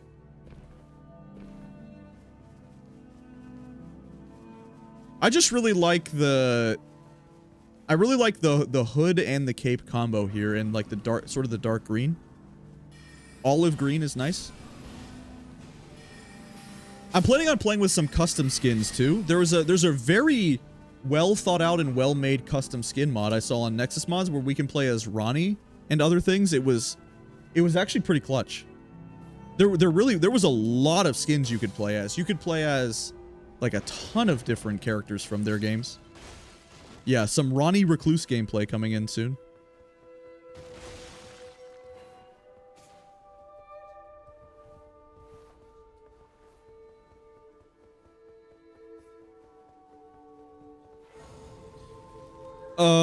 Okay, interesting. They're all pretty bad, but at least this has, I mean, it's okay, right? It's still a blue. It has Magic Glintblade, which is an okay spell, and it had reduced spell FP cost, but Scholar's Armament and Glintblade by itself is not good enough.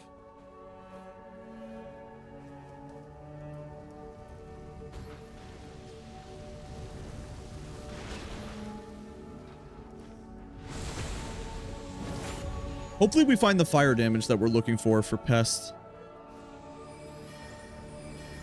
If this one-shots these guys, it'd be okay.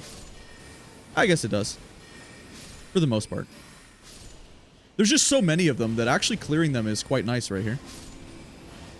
Should be a lot of runes.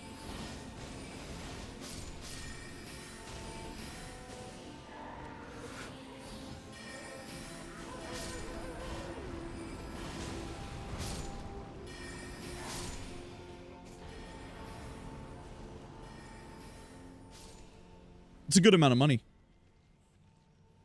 Okay, we don't really care about holy attack power too much. Raider's Remembrance skin is good as well. It's like a Greek god. It's like, he's like Zeus, dude. Or something. It's pretty cool. I was impressed when I saw it for the first time. Nice. Attack power at full HP is always good. Okay, good. There it is, Magma Shot. That's everything we need. That's what we're looking for, and we will try to upgrade it to a purple. There we go, you guys. Aw, awesome. With Frozen Armament as well? Yeah, Magma Shot. Sweet, brother. Okay, I want to go in here. That's perfect for the boss.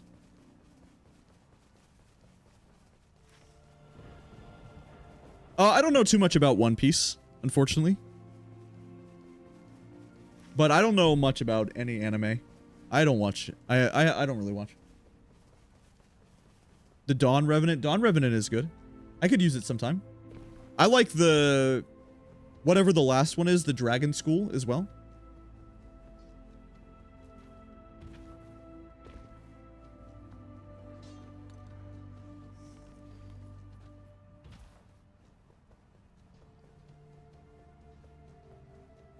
Yeah, I haven't seen One Piece, but I know a few things about it because I've been told many good things about it. And one time a friend that I had who is a pretty big weeb, he had a t-shirt with Nami on it in a bikini. He literally had a t-shirt of the character in a bikini. Pretty interesting stuff right there. Was certainly something.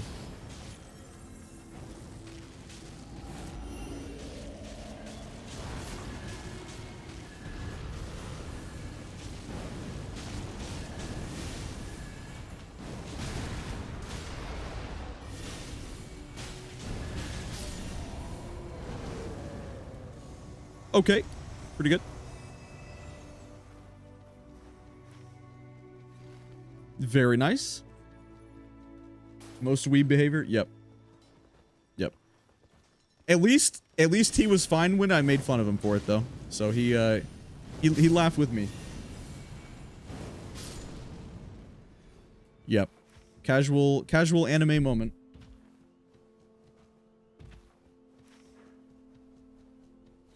But I called him a weeb and said he was a loser, and for doing that, and I said he should keep it in his pants. And to be fair, he laughed, so it was okay. He was a good sport about it.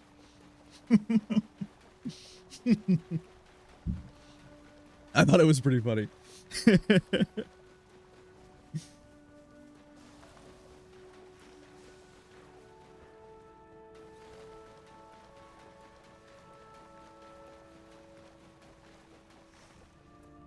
This is so good that we got this.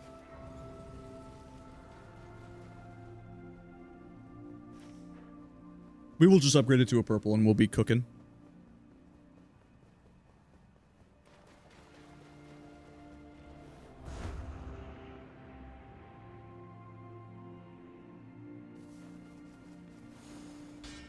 All right. Any fire attack power? Nope.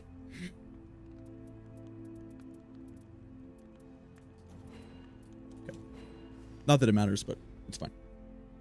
And are we holding 3 staves? Yeah, we are. That's why we have so much money. All right, we should be able to cheese this Crucible Knight. This is really good right here. It's basically the only thing Crucible Knights are weak to is fire. And we should have a lot of FP. This should be very nice. Of course, we fall off, though.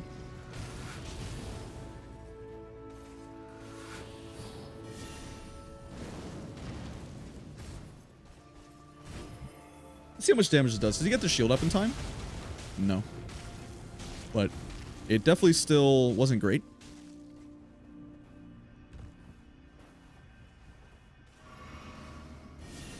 And I was saying yesterday how when we have a Crucible Knight castle, the most important thing you can do, by the way, is just go clear it. No matter what. Even if your teammates don't want to clear it for some reason, just clear the Crucible Knight castle.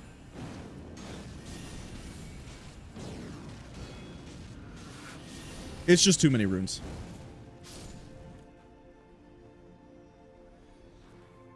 So, Recluse has one of the best dodges, actually. It's a little slow, but it should be like a top tier dodge, no doubt about it. Because she flies further than other classes, is how it works. From what I know. So it should be very good. Oh, that sucks, that misses.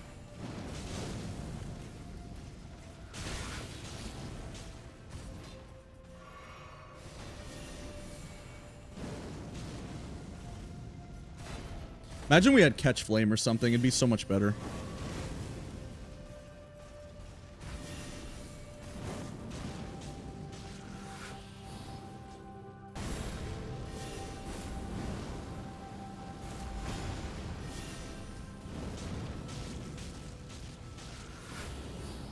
I mean, the damage is okay.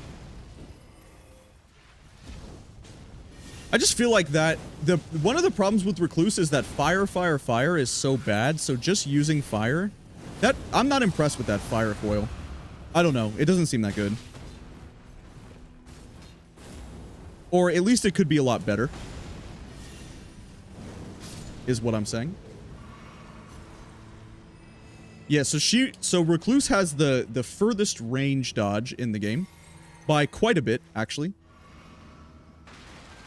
But Duchess has more overlapping iframes and creates less distance, but Recluse has the furthest distance dodge.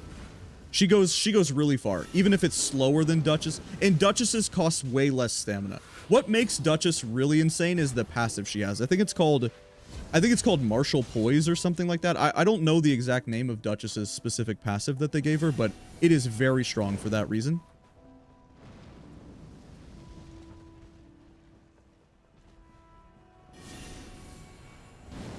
Too high. Way too high. Try over here. There we go.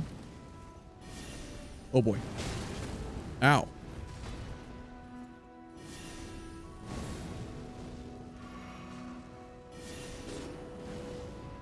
This guy's being very difficult to cheese. He's not letting me cheese him. So you can see how even though they're weak to fire, it's like... It's not great damage overall because this spell in particular has been very difficult to get off in time. It's fine though. But Recluse would definitely be a lot stronger if... I don't know. Recluse would be much stronger if you could actually... You just have to get the right spell. Recluse is maybe even the best class for 3s, and part of the reason why I had a good run yesterday with her against Pest is because she does the most damage, right? Recluse can just do crazy damage. But at the same time, you do need teammates to help you cast your spells. It's pretty tough otherwise. So I don't know. Yeah, I think they were dying to the basement boss or something. I'm not really sure. But it's okay. We did good. They can go to the basement and then they pick up all the dormant powers with me. Nice. There we go. That's what I was looking for. Oh, and we're against Pest, so this is really good to use. Bolus is very, very important against Pest. Nice. Level 10 already. And, well, the Moose is very high scaled, but the Moose is weak to fire. And technically, Wilder could be using some fire damage or something.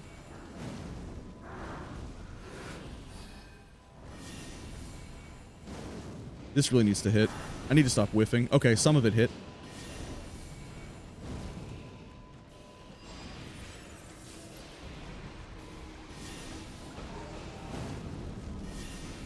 There we go.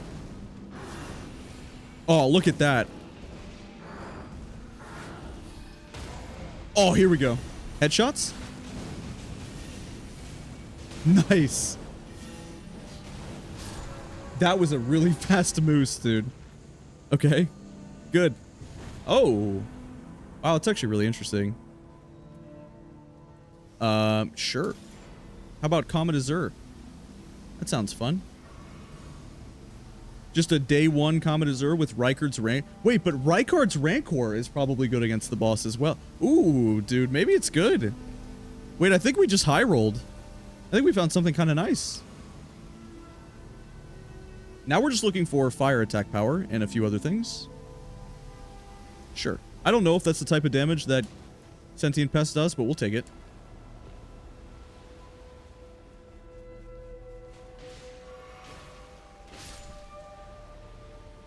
Yeah, so let's see this Rykard's Rancor. So it only shoots 1, but what happens? Oh, it explodes along the way. It makes a lot of poise damage? Really? Really? Dang, maybe it's good then, right? How does this spell work? Wait, I don't know how to use this spell correctly, guys. I don't know. Either way, here we go.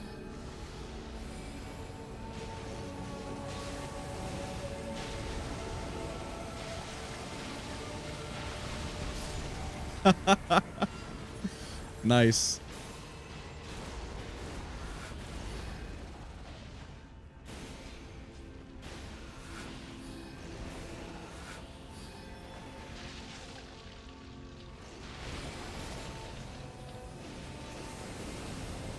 Sweet.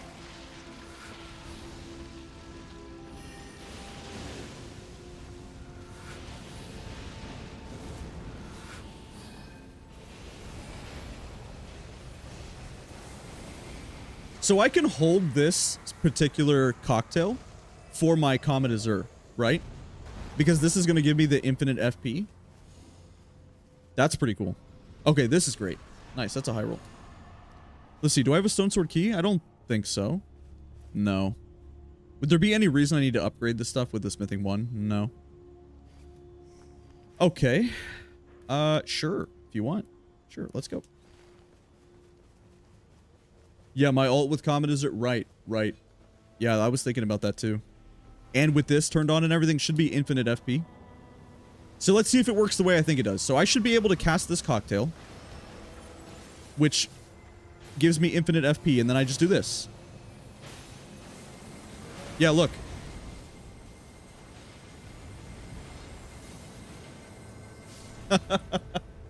Okay. That's pretty cool. Sure. All right.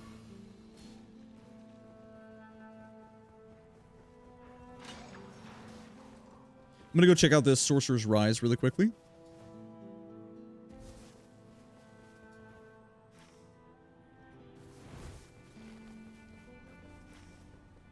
And there could be some scarabs here. We have 0 talismans, so in terms of day 2 stuff to do, right? It's like if we have no talismans at all, then we should definitely be checking.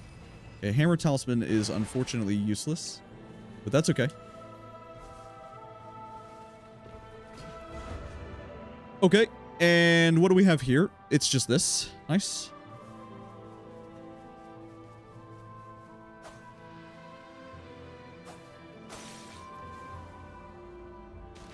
This FP bar gets so big on this class with everything, dude. And it can actually get even bigger with Revenant. Maximum FP raised. Okay. Look at this. And we're still not even level 15 yet. And we could open another Sorcerer's Rise down here. There were 3 on this map.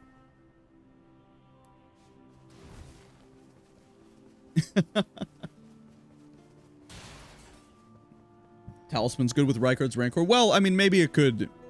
It's only against blockers, though. Yo, what's up, JMP? Hey, brother. Good to see you again. Welcome back. Hey. Yeah, it's the most powerful spell, but we're just going to be doing fire damage. Yeah, Crystal Shattering is really good.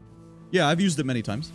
It's just not that good right now. And we've already used our purple smithing stone to upgrade. We're not going to use it against the boss. We already have a purple tier, 2 different purple tier fire weapons for Sentient Pest. That's why I didn't pick it up.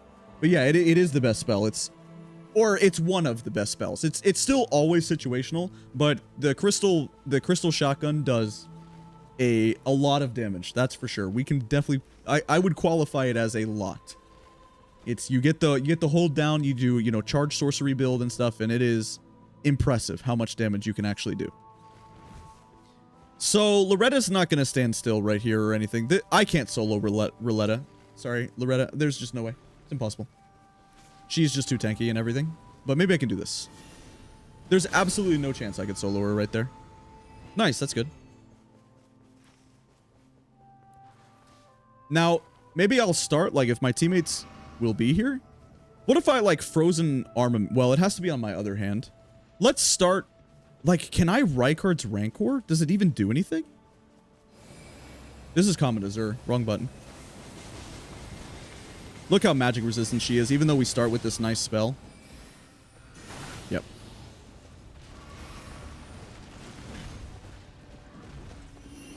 Okay, they're on their way. right, let's try this.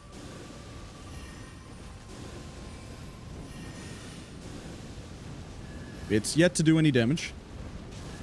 It's not doing a lot. Only 100. I don't really know why. Okay, I guess I don't understand how that spell works or something, because that actually didn't do any damage at all. So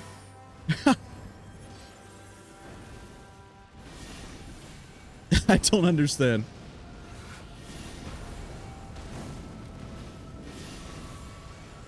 Okay, now now that we have these guys here and I'm standing on Terra Magica, how about Comet Azure now?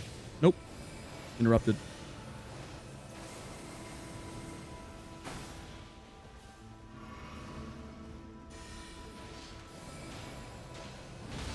There it is. Okay, good. Would have been good to use Gold Pickle. Whoops. Lightning attack power, we don't care. Glintstone Ice Crag is good. Okay, spell casting speed. Sure. Nice, man.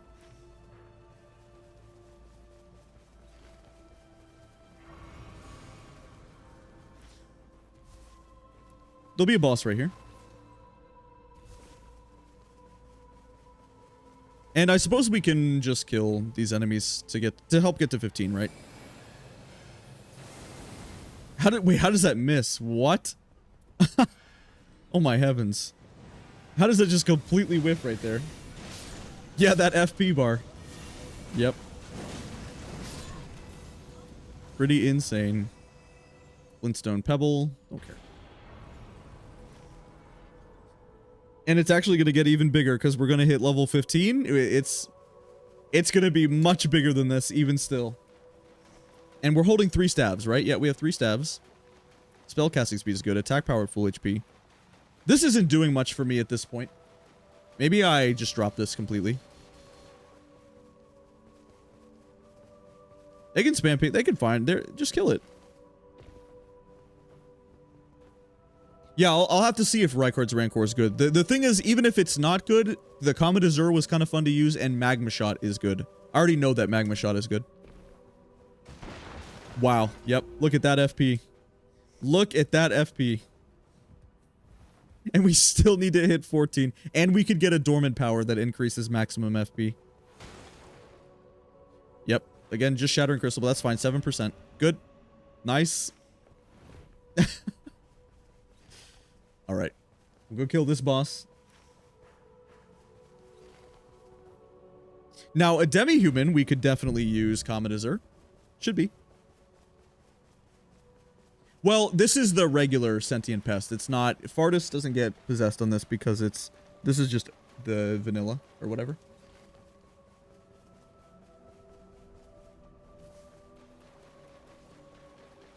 Yeah, can kill the roof boss too. You're right. Yep, can do that too. All right, here we go.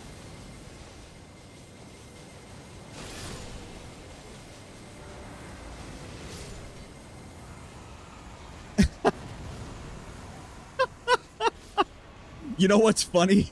That I don't even need to use the dude. Holy cow. Wait, and does he have something for me? Well, it doesn't matter. Same thing. Okay. R1 Gaming. We didn't even kill. Did not even use a single. Just held down R1 and killed the boss. Nice, man. I love it. How fun.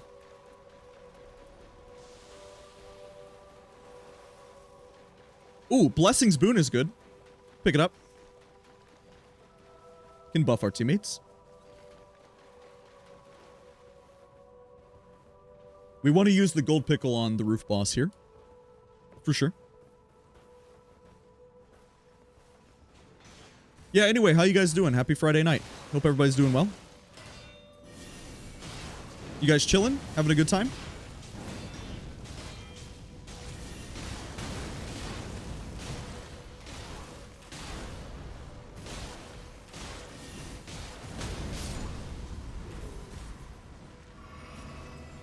I actually never picked up this. Oh, this is what they were doing. So I was killing the other dormant powers. That's right. Wow, and I never checked the talisman chest as well. Okay, that's good. And, okay. Sure. That's better. Yeah, I've seen the DS3 meta where you basically just do R1 spam. Yeah. And like, I've seen Gino do no-hit runs with the Sellsword Twin Blades and everything. Definitely seems like DS1 is all about those R1s. You don't really do heavy attack. Kind of unlike, well, what's so good about Elden Ring? Oh, darn. What's so good about base Elden Ring as well is that there's so many different things that are good. Charge attacks are good. You know, R1s are good with status procs. Like L2 builds with Rivers of Blood and Moonveil are very good. You know, even bows to some degree can be good if used correctly. There's just a lot you can do in base Elden Ring, but I feel like most of the other Souls games have a sort of defined meta of things. Maybe other than, it seems like DS2 doesn't really.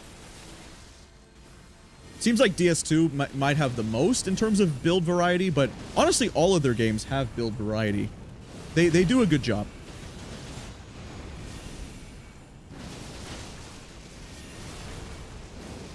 Iron Eye has Rain of Arrows. That's going to be strong. All right, and I got the gold pickle off. Nice. 68k. We don't do magic attacks, though. We're trying to look for fire. Wonder if I can try to guarantee. I mean, is that just better than spell FP cost at this point? Maybe. Maybe in case it comes up to it. Like, I don't know. Maybe I could get Comet Azure on the stagger. I don't know. It's fine. Okay, let's go check the basement boss Dormant Power that I didn't grab.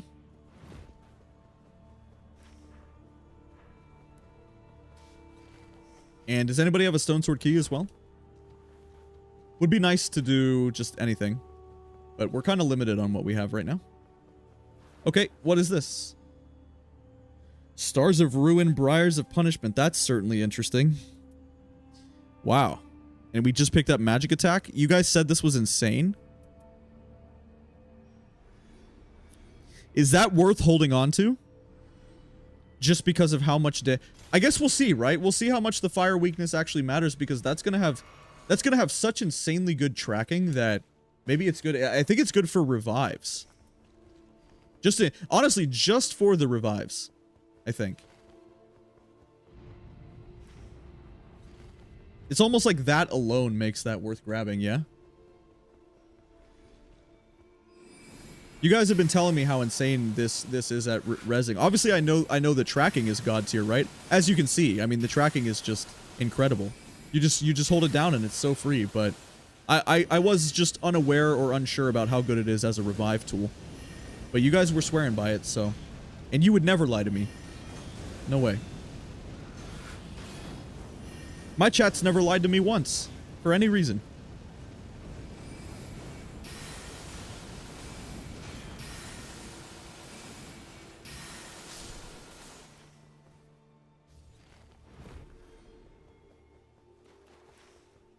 Yeah, pretty good. Level 15 before the final boss. Yeah. Very true.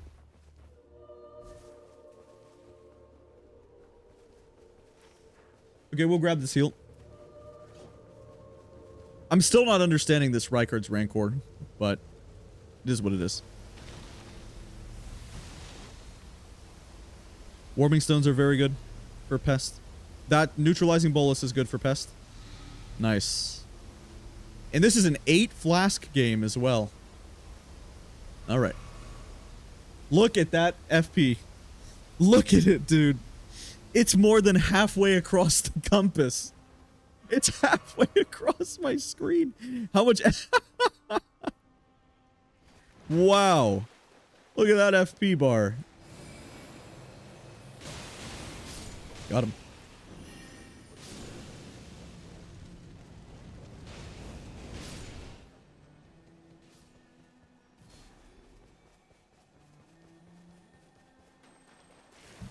Nice, dude.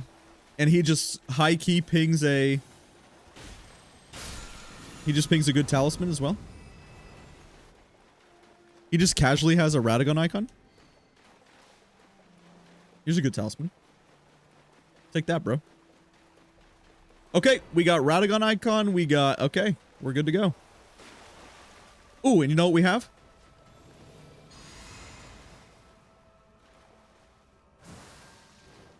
Oh, and Iron Eye got a jellyfish shield this game. That's why we're strong. Nice, dude. Every time you get jellyfish shield, we're just cooking.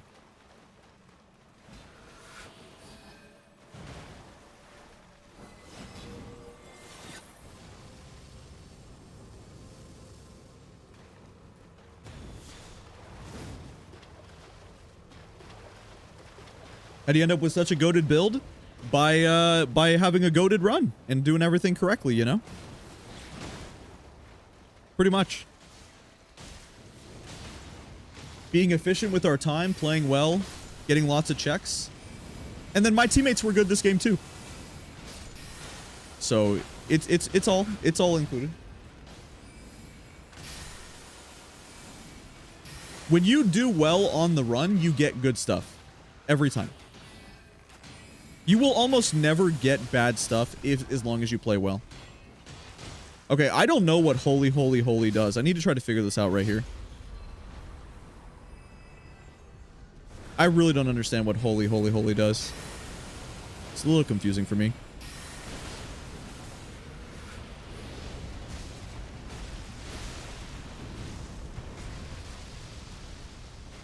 Maybe it's regen, so I can actually combo this with Blessing's Boon. And then I can use my bleeding sorcery because I'll probably just out-heal the bleeding sorcery. Interesting. Look at this. Do we proc bleed? Proc bleed?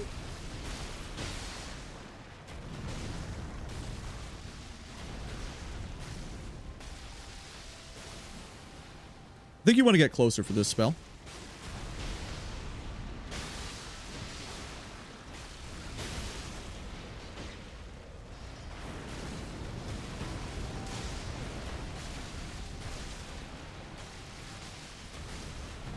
That's missing right there. Okay, interesting.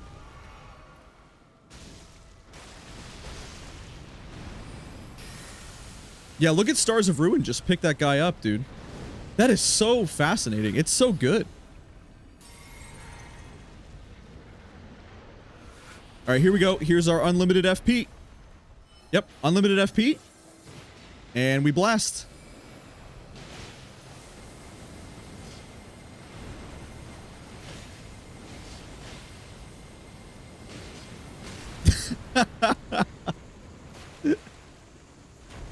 Nice, man. All right. Oh, dude. I mean, we have to take it, right? Even though it's not that good. Oh, my God. We don't even need it. It's not. It was not more helpful than the Frenzied Flame on a fire weak boss, but we had to take it, man.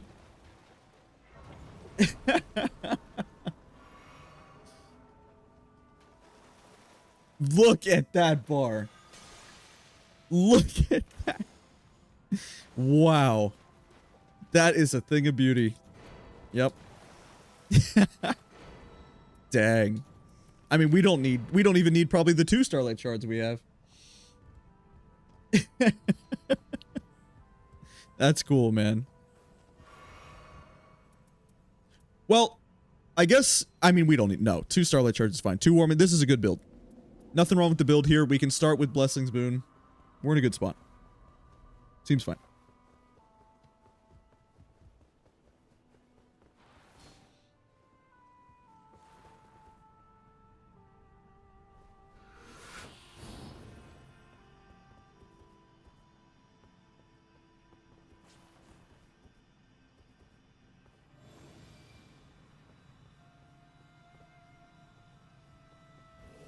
Oh. Yo, what's up, Heavenly?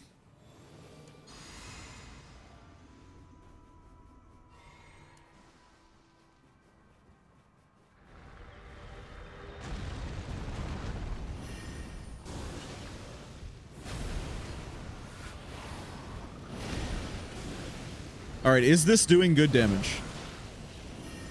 Oh, come on, stop. You see how much resistance I have, though, by the way? I picked up a couple of ailment resistance, and that's nice. Alright, let's use this. And probably this as well. Oh. Honestly, I might ult early. Okay, because I really wanted to use this. And here we go.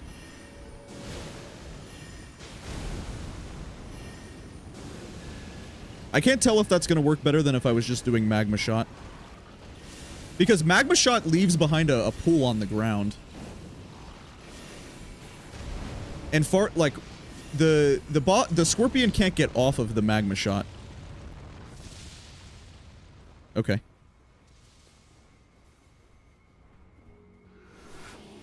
So this is good. This is a very good thing right here because this heals us and gives us all more HP. There we go. All right, it's going to do its scream. But that's okay. The reason... Okay, so not only does Wilder ult at the wrong time, but we really needed him to interrupt the dash. Dang, Wilder made a big mistake right there. That's okay, though. It's fine. That sucks. But I gave Wilder more max HP, so maybe it's okay. Alright, so this is why we have Stars of Ruin, right? Because this is what you guys were saying? Okay, it's a pretty easy way to pick this guy up. Alright, how about this?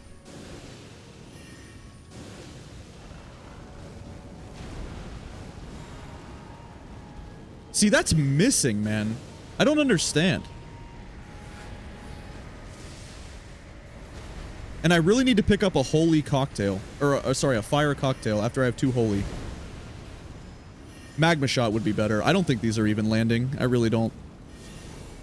I want to get closer, but also I just don't want to get one shot. Because I went for full damage this game, so it's a pretty big mistake if I walk up too close. Okay, nice. We got the stagger. Here we go. Good Magma Shot. Nice. Yep. Should be good. Just leaves that pool on the ground. How about a little bit of Common Azure just for fun?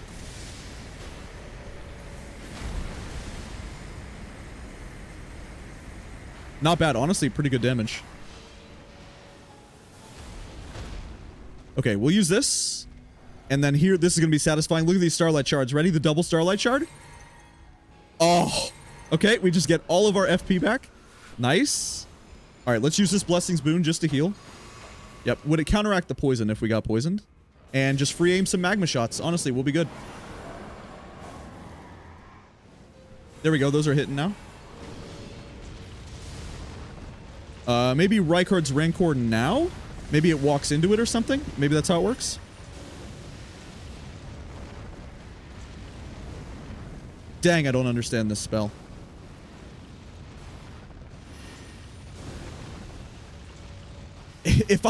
If I knew how Rykard's Rancor worked, then we would be cooking with hot grease. But we got it. Nice, GG.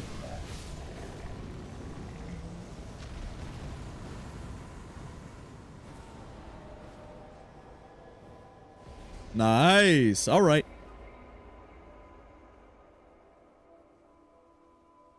Yeah, maybe I should have got closer there, but we would get one shot. That's the problem with Recluse in trios. Like, if we had a Wending Grace or if it was solo and we had revives, then I would. But if I go down, then we lose a lot of tempo, right? Okay.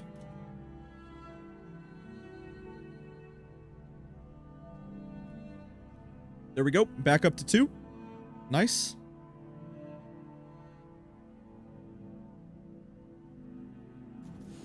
Pretty good.